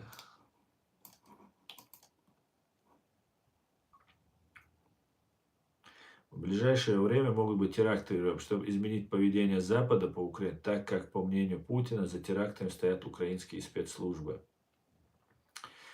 Так, еще раз, чтобы изменить поведение Запада. Так, еще раз. В ближайшее время могут быть теракты в Европе, чтобы изменить поведение Запада по Украине, так как, по мнению Путина, за терактами стоят украинские спецслужбы. Макс Мада. Ну да, Макс, совершенно верно. Об этом мы уже давно говорим. Несколько лет я уже об этом твержу, что Украину хотят выставить. Мы просто прошли этот путь, чеченцы, мы это знаем. Как убийство, там, например, Дарьи Дугиной, Пономарев хочет представить, что это непосредственно Зеленский заказал. Там кто еще, ну вот некомбатантов. Вот такие вещи, они потом имеют такой накопительный эффект и потом наносят сокрушительный урон репутации. Это очень важно, сохранить репутацию, и это самое важное. Есть вероятность после методов запугивания его могут пригласить в саммит лидеров G20 для необходимости диалога вести борьбу с международным терроризмом и в конце признания легитимности. Я не понял, кого пригласить? Кого? Путина? Ну, не знаю, не знаю. Пока не знаю. Я не знаю, как можно. Вот сейчас первые французы начали говорить, мы сейчас ведем войска в Украину, 3-10, а потом такой свисток такой получается. Мы будем договариваться по борьбе с терроризмом. Какой терроризм? Терроризм это и есть Путин, это и есть ФСБ, ГРУ, это и есть терроризм. О чем вы говорите? Ну, уже начинает там, будет договариваться там. Эрдоган и Саудовская Аравия признают выборы Путина. Ну, это что такое? Ну, куда это годится?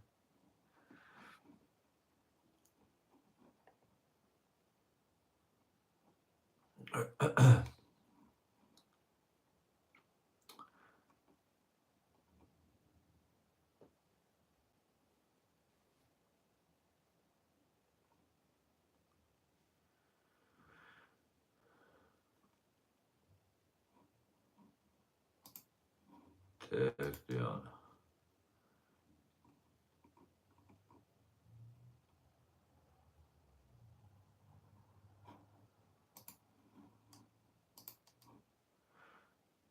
Так.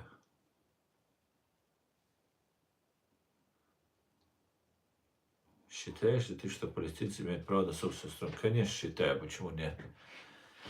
Все имеют право. Если у них есть своя земля, конечно же.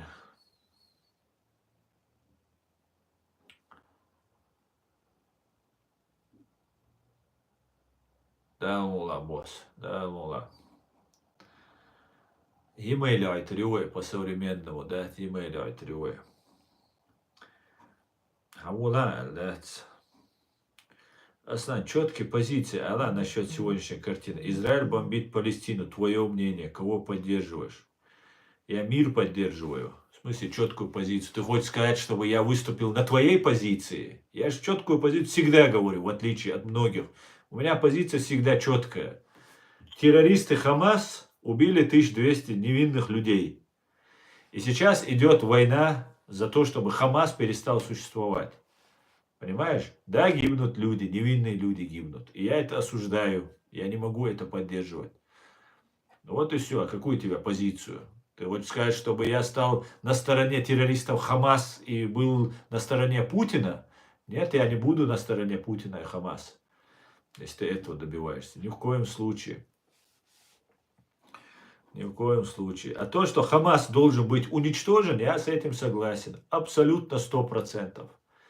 Террористы на день рождения Путина, убившие 1200 невинных, безоружных людей, должны быть вообще запрещены навеки вечные на этой земле. Их не должно быть. Израиль имеет право на свое государство. И арабы Палестины имеют на свое государство. Это решение ООН от 48-47 года. Вот и все. Что тут? А мне... Вы когда говорите вот про эти ситуации, я, например, сегодняшний у нас стрим «Внутрироссийская война в 21 веке». За это время вы не задаете ни один вопрос про то, что происходит в России, как чеченцев сейчас отправляют на войну, как все тяжело, как наша страна оккупирована. Об этом вы никто не говорите. Но вы заходите и мне рассказываете про скажи позицию. Да мне вообще по барабану, что происходит где-то в другом месте. Меня волнует чеченская земля, чеченские люди. Почему вас она не волнует, я не могу понять. Почему вас интересует только то, что вам пропаганда говорит. Вас отправляют на войну каждый день в Украину. Каждый день на войну вас отправляют. Что еще вам нужно? А? Что еще нужно, чтобы вы говорили об этом? Кто вы такие, скажите мне? Вы за чеченцев, за русских, за палестинцев, вы за кого, скажите? Никогда палестинцы не топили за чеченцев. Никогда. Ваши палестинцы, ваши Хамас, говорили, что геноцид чеченцев это внутреннее дело России. То есть это нормально. Мочите их, говорил ваш Хамас.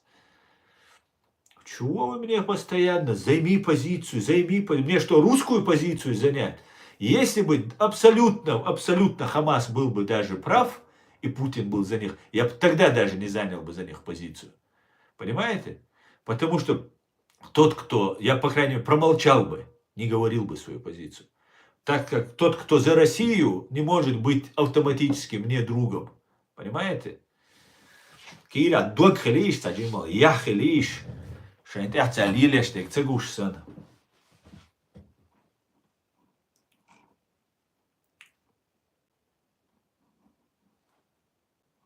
Ну понятно, ты тролль оказался обычный.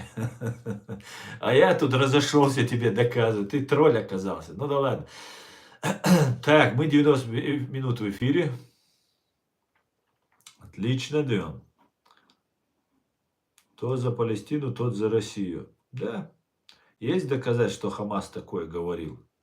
Рамзан Низирхаев. Конечно, есть, Рамзан. Ты находишься на канале реалити, где здесь говорят только правду и реальность, понимаешь? И ты смотришь на Аслана Арцуева, который говорит только правду. Тебе доказательства нужны?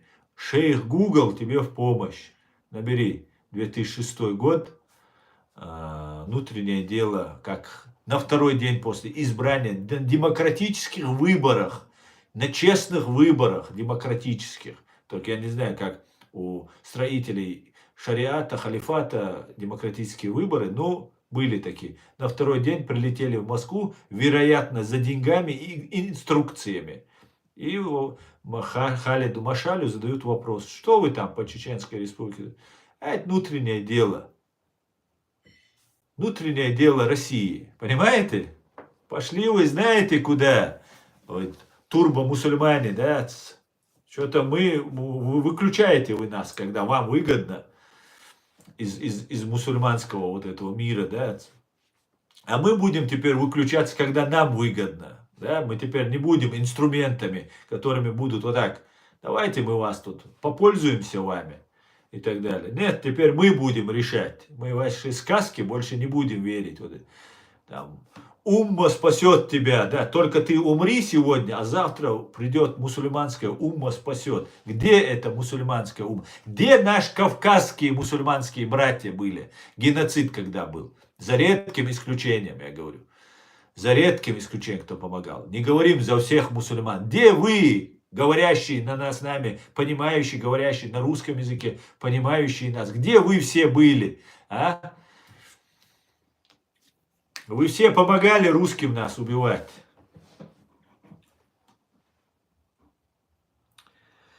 Аслан, прямая аналогия, как это было в 2020 году после угрозы теракта в Париже. Начало его вмешательства в сирийское, и после чего пожали руку, чтобы застраховаться.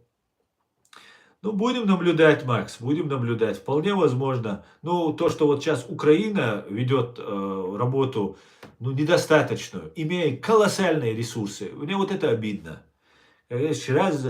Смотрите, на Фейкина потратили больше 2 лет. Сидели Фейкина раскручивали. Что он добился? Невзорова пригласили, дали гражданство. Что он сделал? Пономарев, что добился, сделал Пономарев.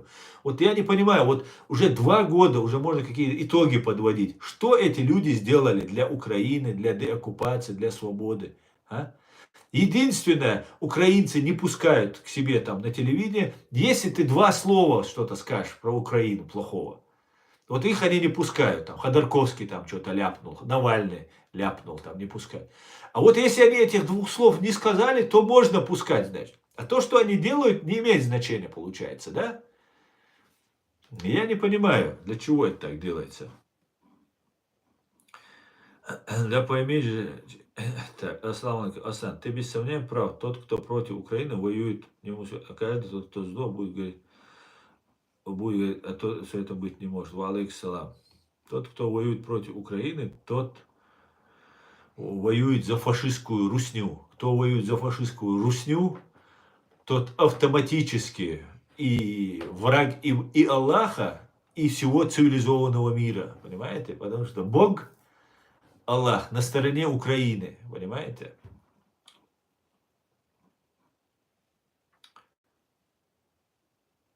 Ответь правду. Может существовать независимая такая страна, как Ичкерия? SX, или ZX, или ZX, как тебя там. Конечно, может. А почему не может? Почему Швейцария может? Почему Лихтенштейн может? Почему Чехия может. Почему многие страны могут, а мы, чеченцы, не можем, что ли?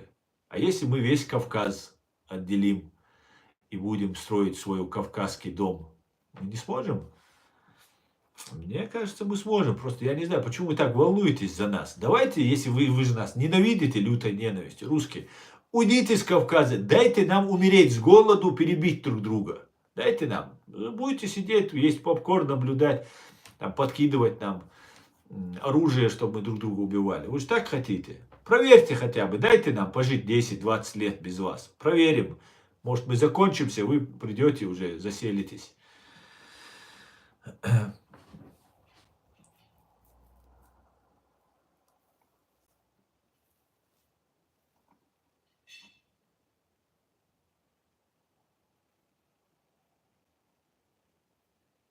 Твари едут в Украину и дохнут, чтобы сохранить за собой статус чурок. К сожалению, сталкер, ты прав. Чего стоит поцелуй Ясера Арафата в лоб Ельцина в то время, когда чеченцев убивали? Да, это было немного раньше, да, совершенно верно. Это было раньше, в Первую войну и так далее. Да, именно так. Хамас — это отдел ГРУ, для тех, кто не знал. Да, ЧВК Вагнер такой, Хамас, ЧВК Хамас, русско-иранская ЧВК. Там Иран тоже большие влияния имеет. И много-много крови попортил Израилю, евреям и вообще всем нормальным людям. Империи, короче говоря.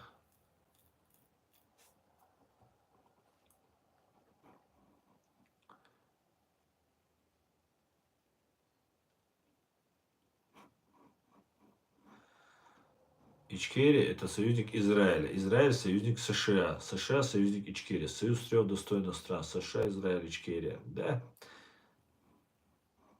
Ты зачем Крокус расстрелял, говорит. Причем Вячеслав Стаценко по-русски пишет не очень правильно. Растерял, говорит. Кирилл Гундяев, то есть КГБшник-патриарх, призвал объявить священную войну, это будет тотальная мобилизация. А далее он объявил, да, давайте вернемся к нашей основной теме, мы обо всем сегодня говорили, но очень мало говорили про внутрироссийскую войну в 21 веке. Так вот, вот сейчас Гундяев объявил, да, и к этому все идет. Им нужно поднять русский, российский народ на священную войну, религиозную войну, потому что я полагаю, бросок, еще один попытка захвата Киева, они, наверное, опробуют, как-то так. Поэтому ситуация развивается для россиян очень плохо. Гражданская война, которую нам так хотели навязать, она, скорее всего, в ближайшее время уже полным ходом будет на самой России. Будет мобилизация, введение военного положения обязательно, без этого тоже никуда не деться. И вот таким вот образом мы можем прийти к таким печальным событиям на России. Печальным событием. Ассаламу алейкум. Алейкум ассалам, Евгений. Точно сказано российской оппозиции, точнее об ее бесполезности и практически отсутствии. Да, совершенно верно, Евгений, да.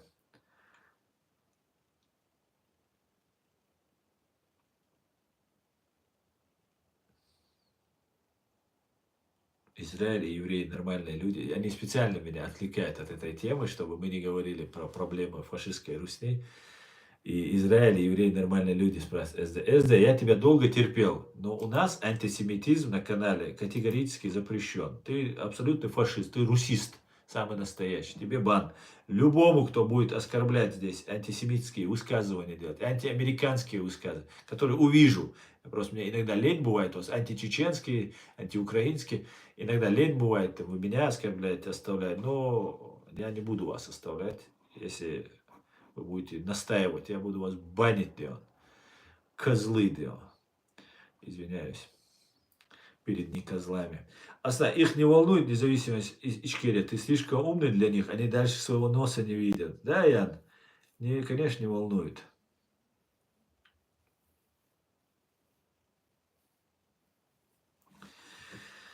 Так.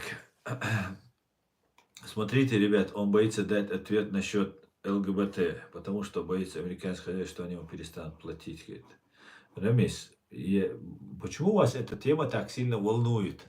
А? Почему вас тема так сильно волнует? А? Я не понимаю. Американцы мои не хозяева, американцы ничего мне не говорят говорить, и ничего запрещать не говорят. И никто не может мне что-то запретить, понимаешь? Кроме немецкого законодательства и международного права, понимаешь, и моей совести, мне никто ничего не может запретить. Да.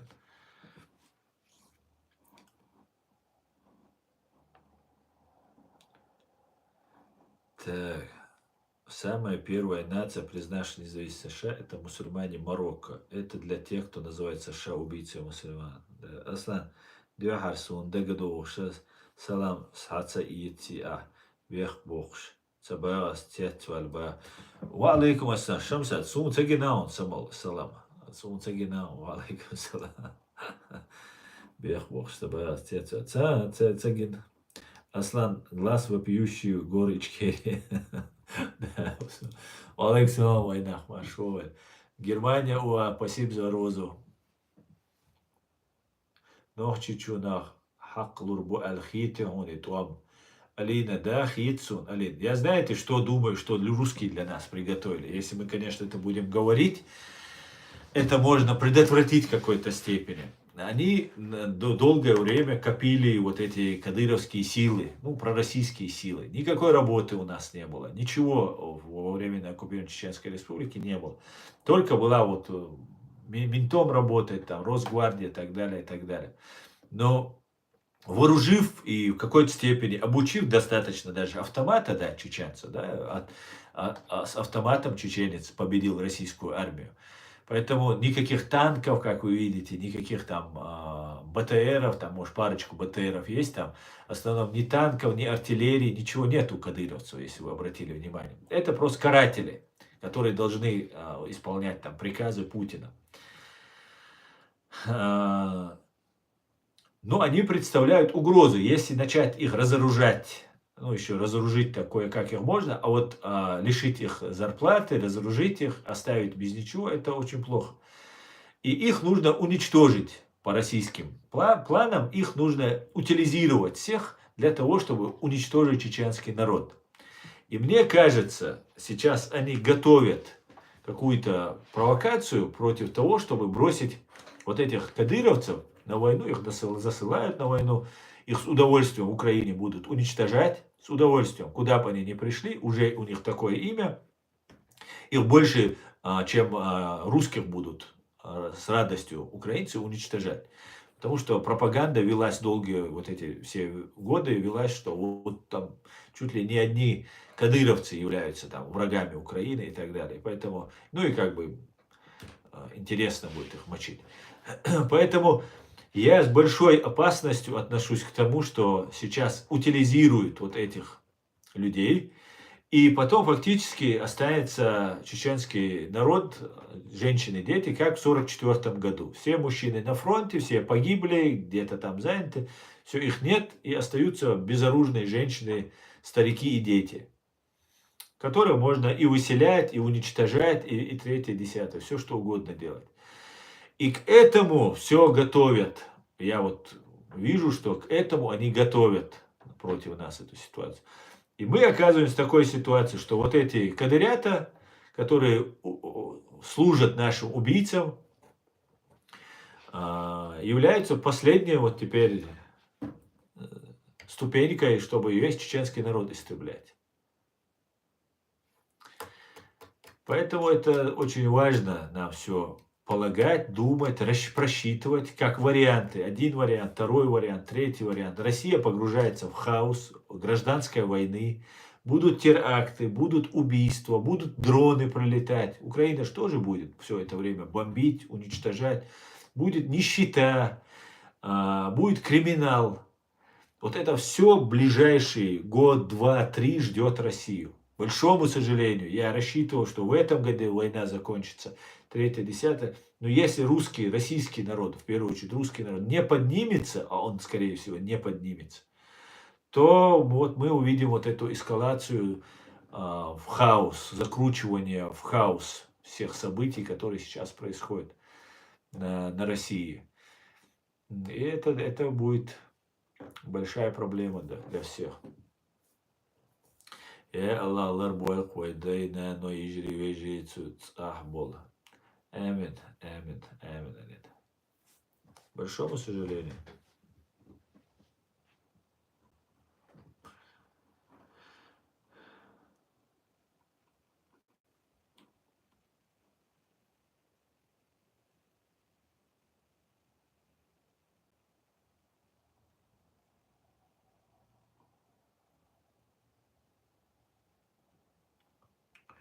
Сколько небольших стран существует, развиваются, богато живут. У нас много хватит ресурсов, будем развиваться подрастающие умы. Да, чеченский сионист. Самое главное, это не нефть, не газ. Самое главное, это человек.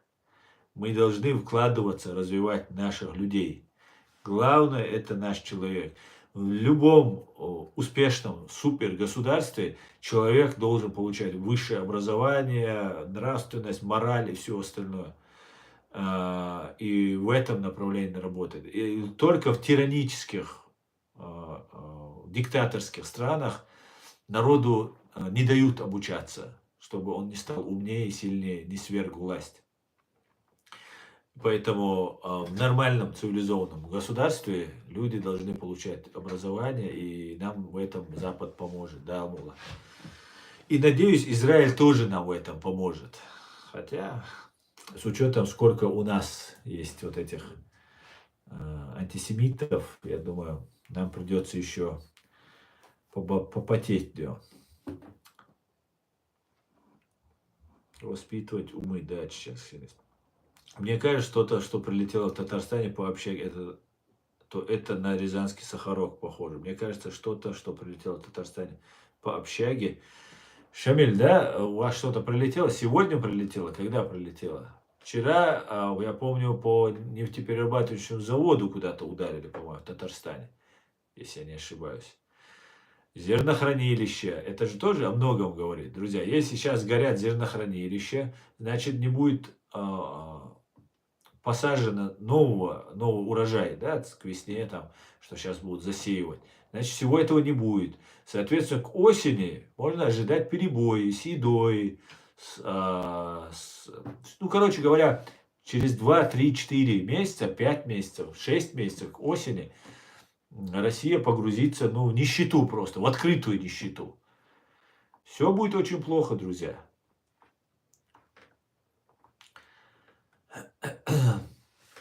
Алейкум ассалам, Айрат.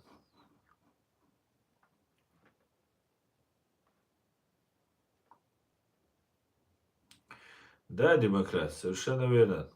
Сталкер, да, я знаю, я еще за полгода знал, когда это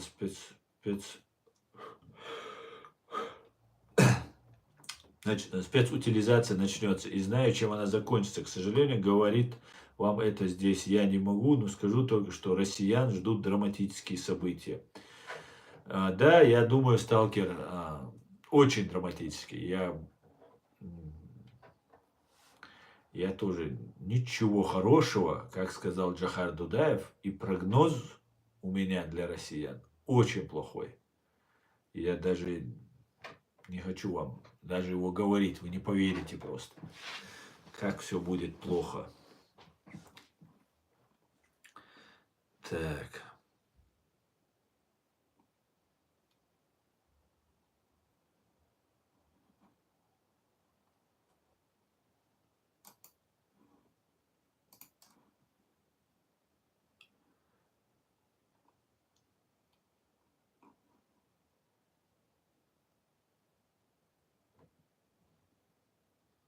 Главное, интеллектуальный потенциал нации. В Чечне его хватает. Да, Ливан, это меня и подбадривает. Ты сказал, Аллах поддерживает Украину. Как ты за него решил? Кадыров лучше, что Кадыров... Так,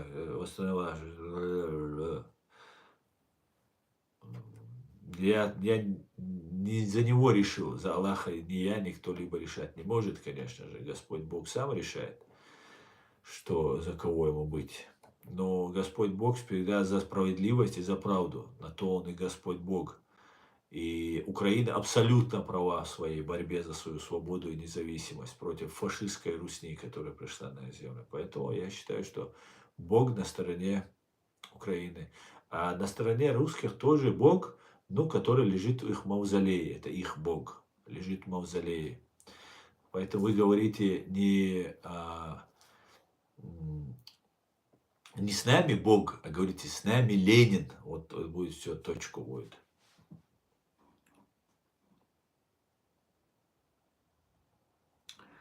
Говорили, что попало в завод по выпуску БПЛА, но те говорят, что попало в общежитие, где жили молодые иностранные работники. Да, первый раз слышу.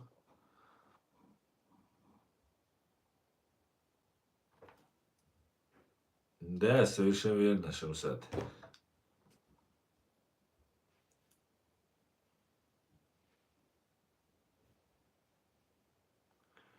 Это я всю жизнь слышу, но почему-то ничего не меняется. Что ты слышишь, Аран?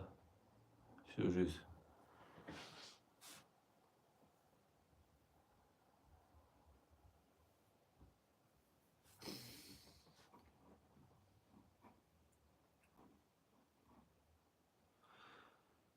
Так.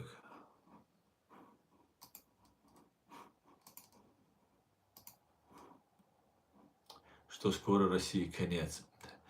Да, кстати говоря, это Аран. Люди старшего поколения не верят, что России наступит конец там и так далее. Ну, что значит конец? Перестанет ли она быть империей? Перестанет ли она управляться спецслужбами КГБ СССР? Что значит конец?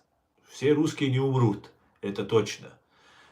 Их всех бомбить, убивать, там, устраивать то, что они устраивали в Ичкерии или в Украине, с ними никто этого делать не будет.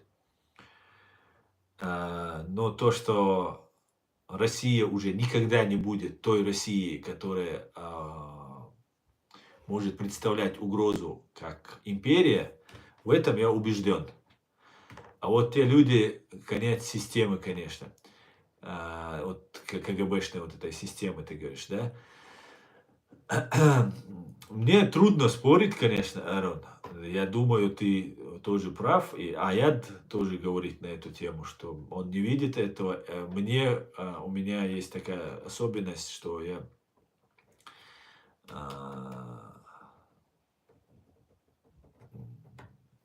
могу иногда не обращать на детали внимания, если мне очень сильно это хочется. Да?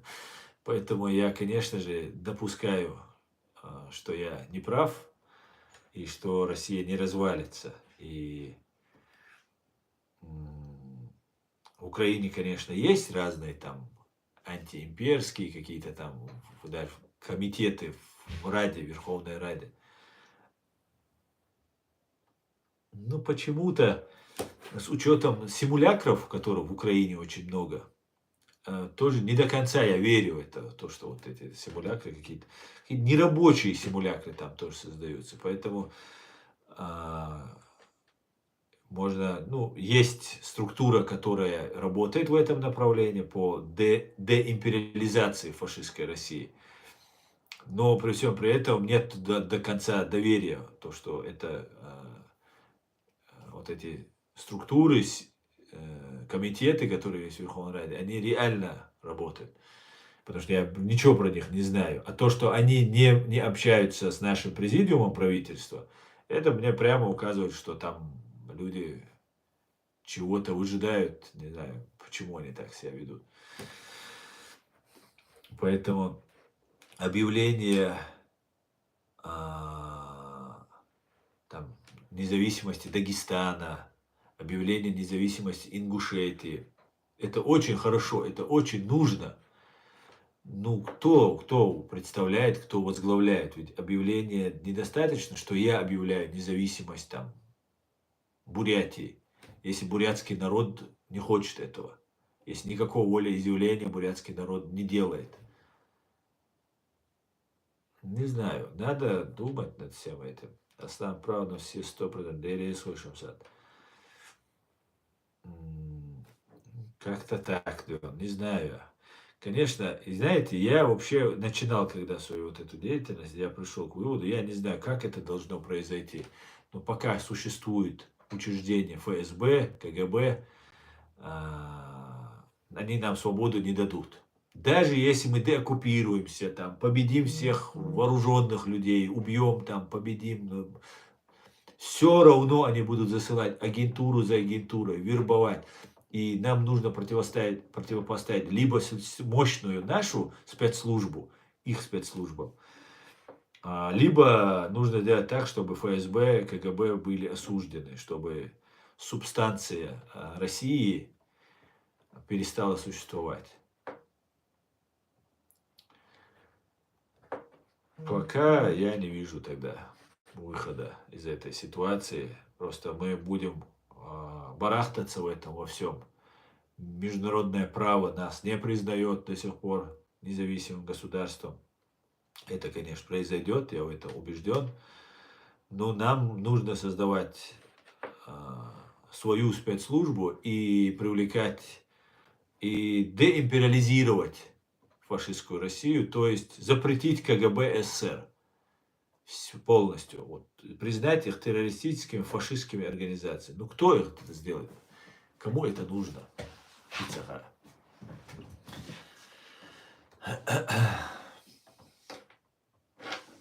Шмарова, у вас такое приятное личико, что она у вас даже в эту аватарку не помещается. Может, вам нужно немножко питанием, что может Рамадан месяц подержать? А? Галя Шмарова. Шмарова, ты лучшая, особенно твоя фамилия. Да нет, их бог Путлер. Нет, их бог Ленин. А Путлер это на подтанцовках у Ленина, да.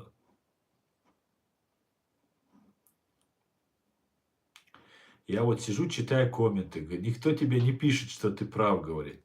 Ну как не пишет? Вот был Шамсат. Где Шамсат? Куда ты дел свой комментарий, Шамсат?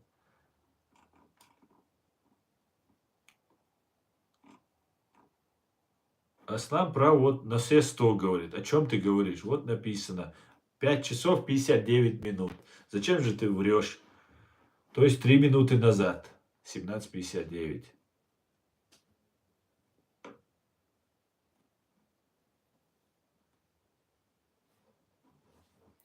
Ты для меня и фамилию Шмарова выбрала, и фото такое поместила, чтобы не помещалось у тебя в этот, на аватарку. Классно, классно. Ничего я против не имею.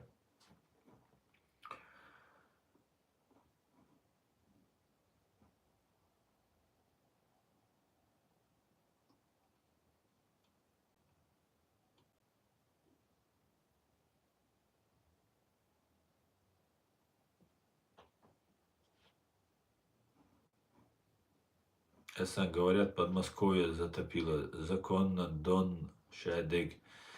Да, сейчас. Ну так и будет. Вот это все будет сводиться на ноль.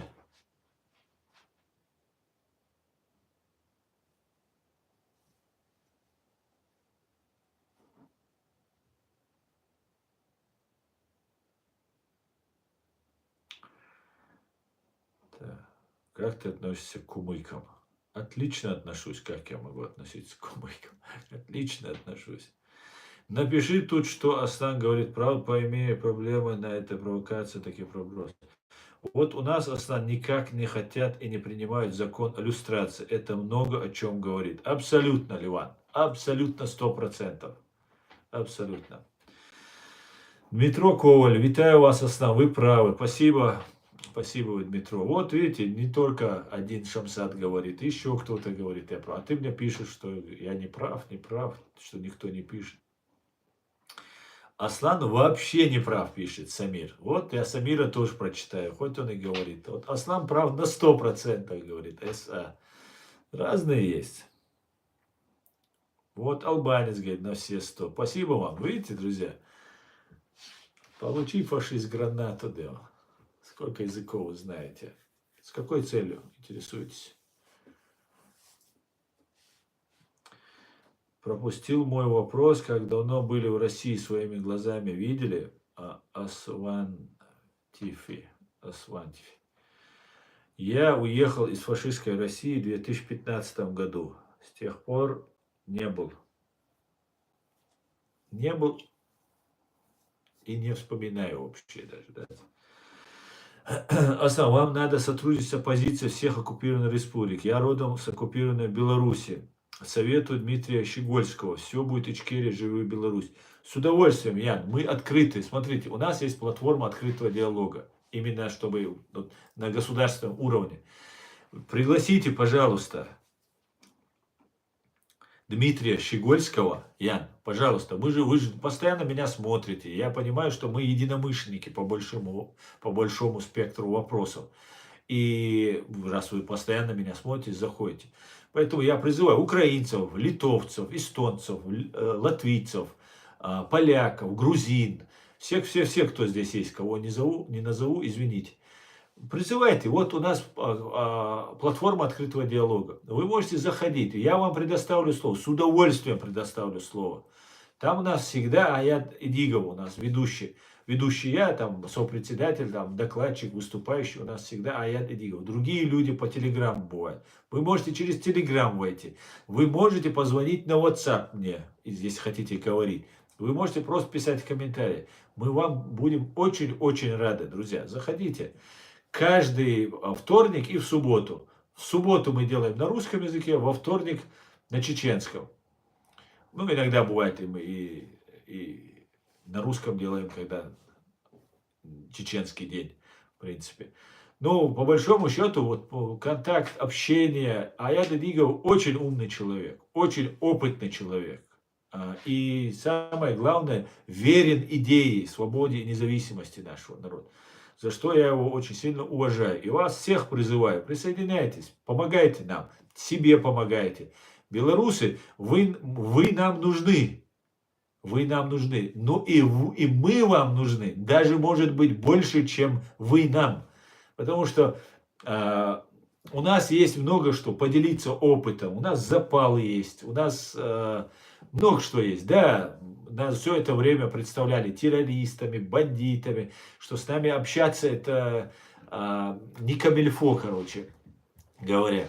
Но все меняется, все абсолютно поменяется. И мы будем респектабельными и уважаемыми людьми и в Европе, и уже ими являемся, и в мире, и на Кавказе, и так далее, и так далее. Поэтому давайте объединяться, давайте вместе вести нашу деятельность. Нам главное, чтобы не было никакой российской агентуры среди нас. Свободные силы.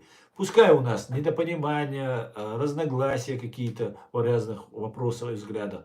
Главное, чтобы не было разведки российской. И мы таким вот образом могли развиваться и сообща строить. Много очень можем сделать. Очень много.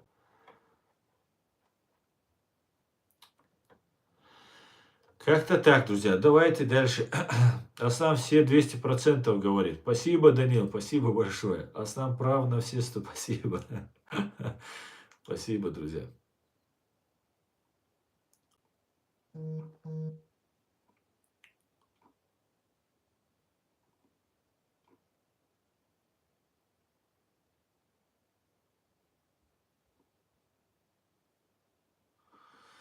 Так. Не Щегольского, а Щегельского. Так с вами я согласен на все 100.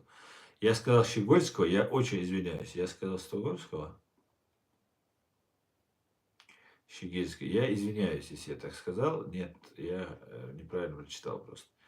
Щегельского.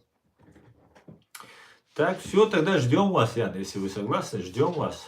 С удовольствием.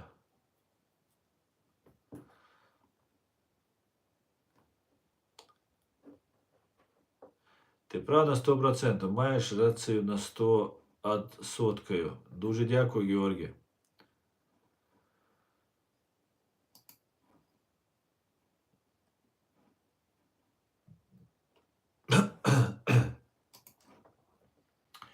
Так, давайте я тут комментарий видел от Айрона. Аслан, никто просто так власть не отдаст, а другой силы у людей нет.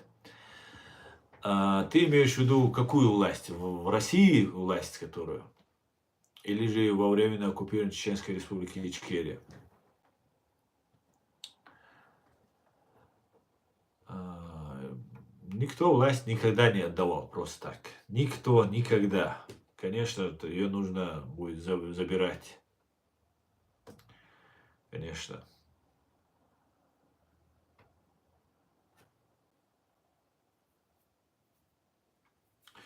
Не поддерживаю евреев, но с остальным согласен. Это Умма говорит. Ясно.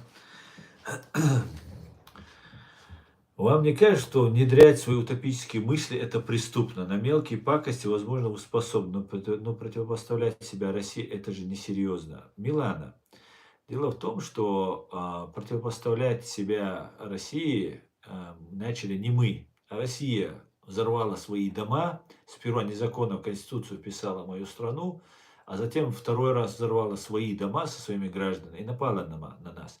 Поэтому мы не хотели быть врагами России. Мы не хотели быть врагами своры палачей из ФСБ и КГБ СССР. Но нас они вынудили.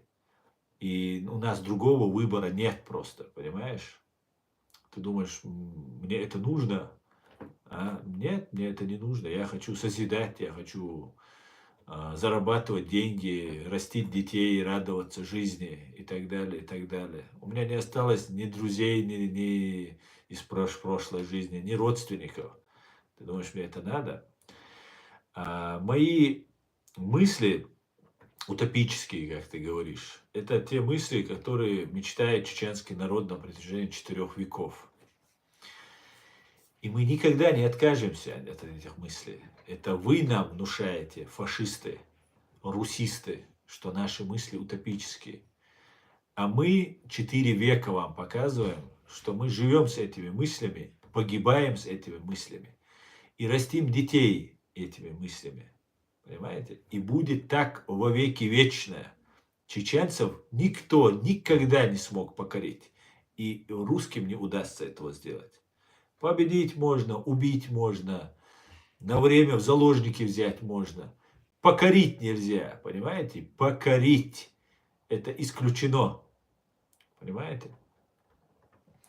Поэтому ваши потуги за 3 дня Киев взять, потом Париж, что вы там еще брали, Берлин там и так далее, и так далее.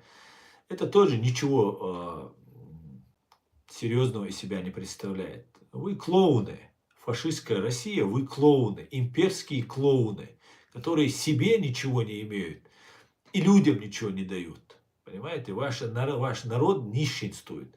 Посмотрите просто отношения. Любая великая страна определяется по отношению к детям, к инвалидам, то есть слабо защищенным людям, и старикам.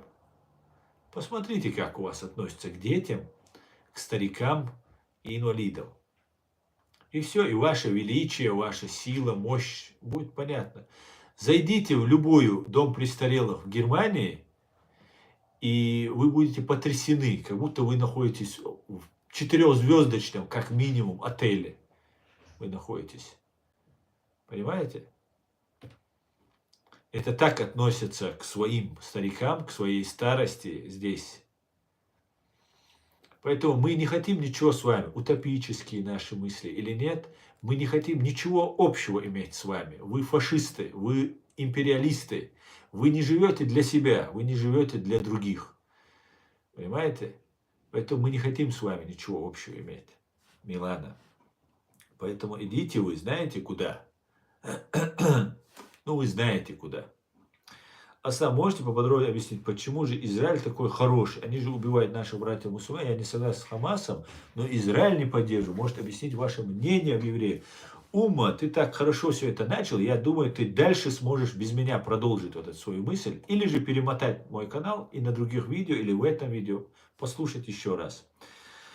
Слава воинам Украины, которые удобряют землю российскими оккупантами, Шамсад. Героям слава, героям слава.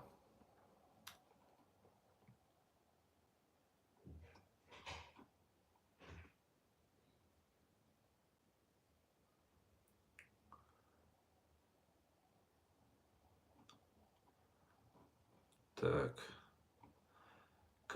Коли сміялися рашисти після слов про те, що розвалиться СССР, а зараз так само про так звану Россию.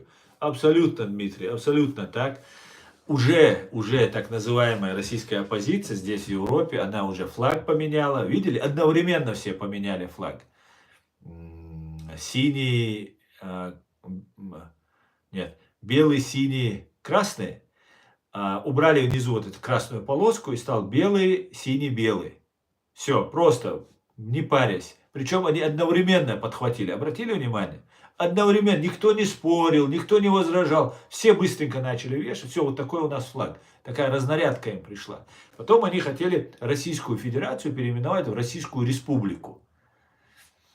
Уже переименование, уже это обсуждается, готовится проект Конституции. Путин готовит свою Конституцию.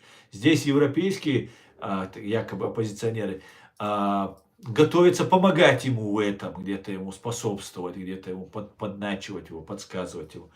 Поэтому в этом плане, да, Россия, конечно же, уже переформатируется, и она без сомнения будет уже другим государством. Это точно. Это 100 миллионов процентов так будет. 100 миллионов процентов. Россия будет переформатирована, изменена. Так.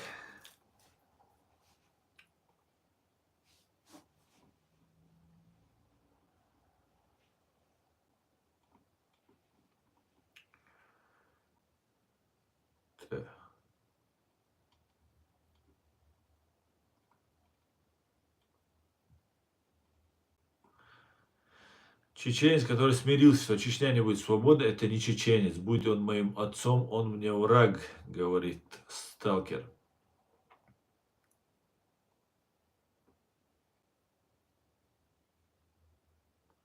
Когда русский начнет искать свой этнический корень, тогда русская нация распадется, и Россия тоже. Ну, это будет очень трудно им найти, понимаешь, потому что уже все так перемешано, так изменено.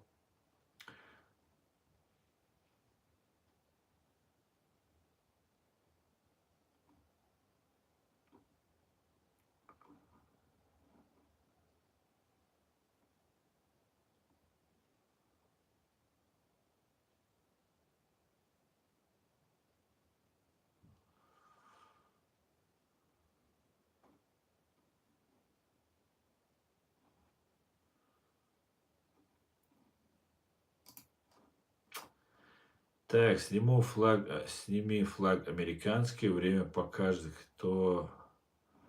Так, хорошо, сниму, хорошо. Сегодня я оставлю его, завтра сниму, хорошо. Аслан, ты как всегда на высоте. Дуже дякую, демократ, республика. Аслан, царская Россия, потом СССР развалилась, третий развал будет еще страшнее. Да, Ян Маназон, я думаю, мы стоим на пороге, я просто есть сомнения у некоторых людей, и меня это как бы немножко останавливает. А так я очень хочу верить, скажем так, что да, это произойдет.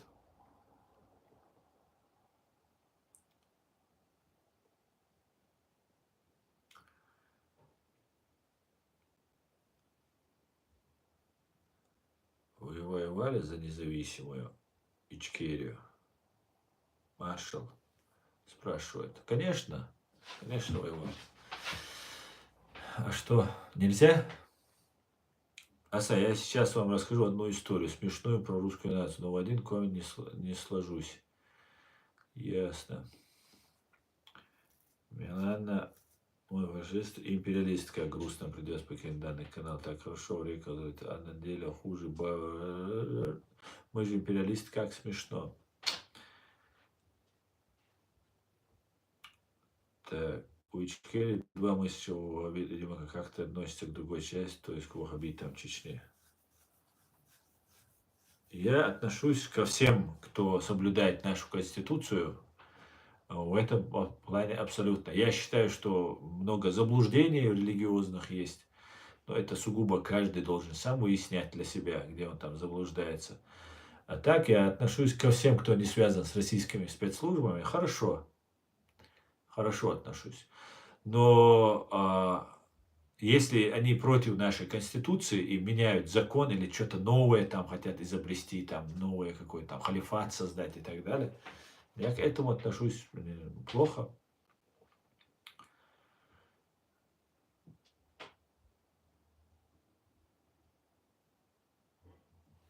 Флаг Америки то, что сатанистский. Так, ладно. Шамиль, это означает, что ты... Да, Климент, я с тобой согласен. У меня есть русский друг, который на плацу перед погрузкой в Чечню отказался службу в Чечню проходить, так как я его друг не подам, так как я его друг не подам ему руки. Хороший друг у тебя, молодец. Россия будет изменена, интересно, кто изменит? США, так, ладно, вы дождетесь, что этот флаг так будет висеть, а будет развиваться как на ветру, да, Алмула? Так, Асан, они ничего не поняли и ничего не научились. К большому сожалению, Ян, и большому сожалению.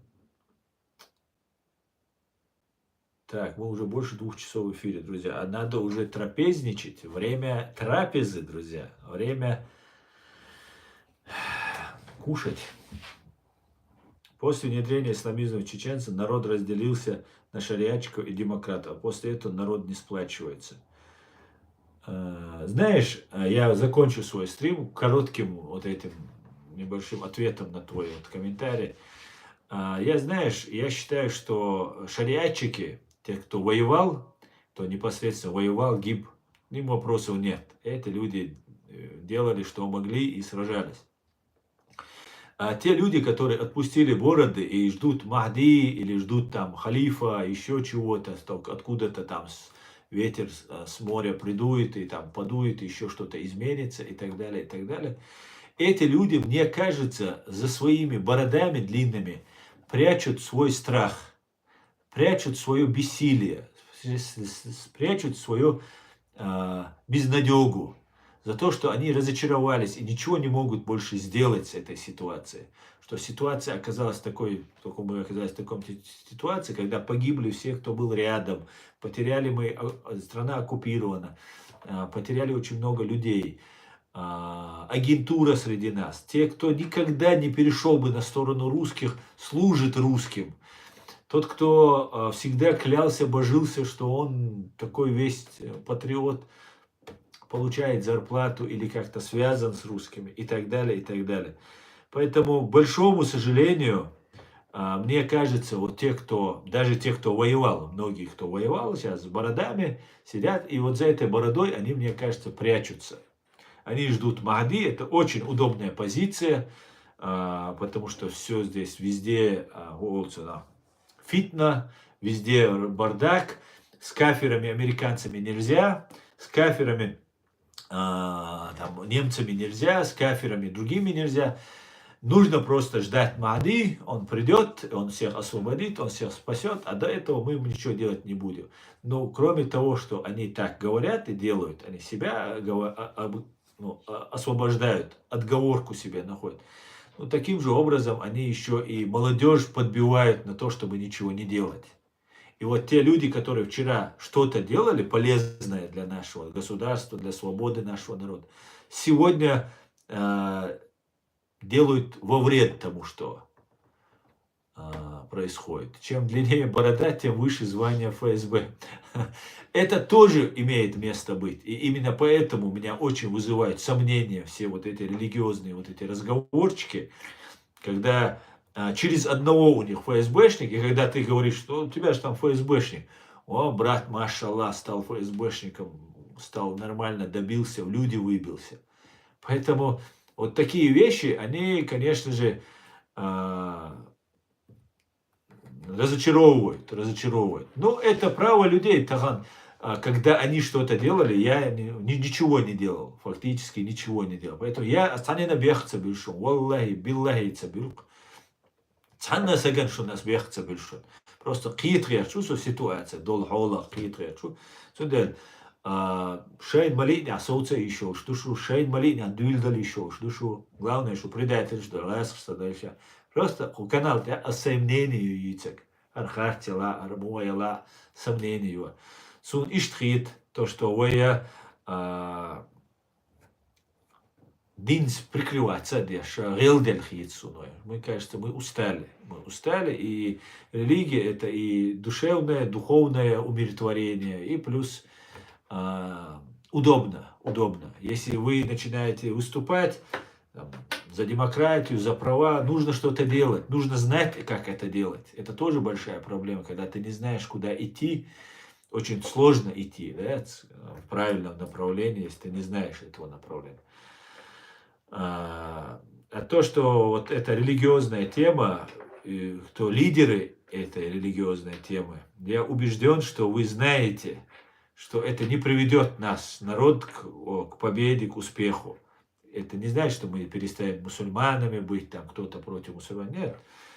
Просто вы видите ситуацию, вы же грамотные люди, видите все прекрасно. И Джохар Дудаев был грамотный человек, и он нас не призывал строить халифат, и Махди ждать, и так далее, и так далее. Он призывал бороться, и он призывал нас закончить начатое дело. И мы закончим это дело, что бы нам это ни стоило, как бы нам это ни было тяжело. Тем более сейчас все в корне изменилось. Теперь мы не террористы. Террорист. Вы еще не все поняли этого, наверное. Вы по привычке еще себя даже сами считаете некоторые террористами. Но уже все давным-давно уже все поняли, что мы не террористы. И если мы умеем закрепить эту позицию, очистить всю вот эту пророссийскую агентуру среди нас, вот ее нужно просто гнать, просто далеко от нас, дальше отгонять. Имена их называть, фамилии их называть, четко должны мы их определять. У нас сейчас дик-дик душот. Так так хорошо у нас, у чеченцев, даже в 91 году не было, когда развалился Советский Союз, и мы объявили о своей независимости и так далее. Потому что тогда Советскому Союзу и фашистской России помогал весь мир, чтобы она не сдохла с голода, им окорочка присылали. У них нужно было химическое, биологическое, бактериологическое оружие изъять, взять атомное оружие под контроль и так далее, и так далее, и так далее. Поэтому тогда Россия была сильнее в 100 раз. Весь мир ей помогал.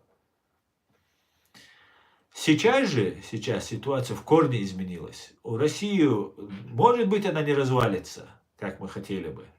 Но я думаю, что развалится. Но даже если она не развалится, она в 1000 раз слабее, в 100 раз слабее, чем была в 91 году. Во-первых, они ее разграбили. Во-вторых, весь мир сейчас против нее. Советское все имущество 30 лет они грабили бесщадно, нещадно, абсолютно варварски все разграбляли. У них ничего нет. У них нет будущего. У них нет истории без Украины. Их история – это Киевская Русь. Это киевская, это история Украины. Понимаете? У них нет своего языка. Это искусственный язык. Это разные народы объединенные. Посмотрите на русских. Русский, он от европейца до монголоидной расы. Русские. Это русские. Потому что жили и славяне, и чудь, и медь, и кто там, и так далее, и так далее. Все это было. Поэтому, друзья, все в любом случае наладится, все будет хорошо. Нам, чеченцам, не отчаиваться и мобилизовать все наши силы, готовиться к масштабным изменениям, друзья. Какую позицию мы займем в новом миропорядке, это зависит сегодня от нас, чеченцев. У нас есть фундамент, который заложен нашими, в том числе Аядом Идиговым, Джохаром Дудаевым, вот этими всеми людьми. Наше государство. У нас на 5 с плюсом выполнено. И эта работа. И потом по защите нашими воинами на 5 с плюсом. Мы, чеченцы, все делаем всегда на отлично. Вы это знаете. Мы и создали государство, комар носу не подточит. Наши юристы, наши интеллектуалы, наши воины защитили так, как никто и никогда не показывал чудес отваги. Сейчас наша задача у следующих чеченцев также на пятерку закрепиться в новом миропорядке, который будет устанавливаться в этом мире. Нам нужно быть к этому готовы. Не надо обращать внимание там, вот на эти разные там, халифаты, шариаты. Это все отвлечение внимания. Это нужно Турции, России, Саудовской Аравии. Не чеченцам. Чеченцам нужно мобилизоваться, учитывая интересы, национальные интересы чеченского народа и государства, чеченской нации, всех чеченцев проживающих, всех граждан Чеченской Республики Ичкерия, вне зависимости от национальности, религии и так далее. И вот этим чеченцам нужно занять место в новом миропорядке, какое мы сейчас будем занимать. И вот из этого будет исходить весь мир, и мы в частности. Не будет никакого Путина, не будет никакого Кадырова. Это все останется за новым миропорядком, новым мироустройством, новой архитектурой безопасности, мировой архитектуры, глобальной. И мы, чеченцы, должны занять достойнейшее место в этом. Мы должны развиваться, учиться. Мы должны во всех вузах. У нас есть неограниченные. Вот мы обвиняем, что нас оставили один на один с людоедом. Ведь весь мир нас не убивал. Убивали нас русские.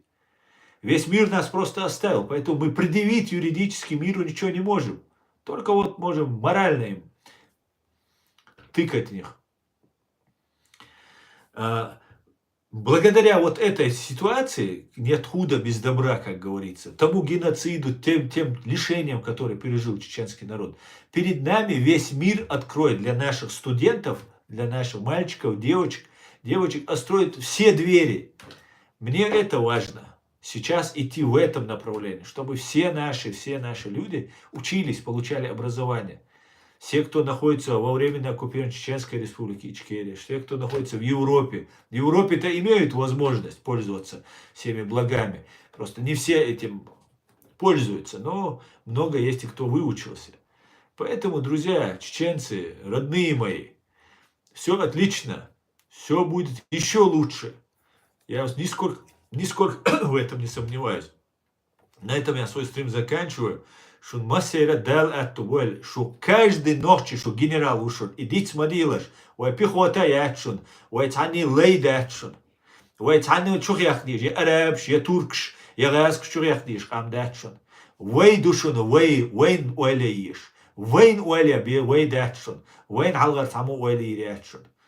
Каждый шушун, генерал ушун, чосак шушун, герой ушун, шу дуда смалар, иш душун, шу, каждый ушун. Видите что? Шадик Ичкерия, хиду, все будет Ичкерия. Слава Украине!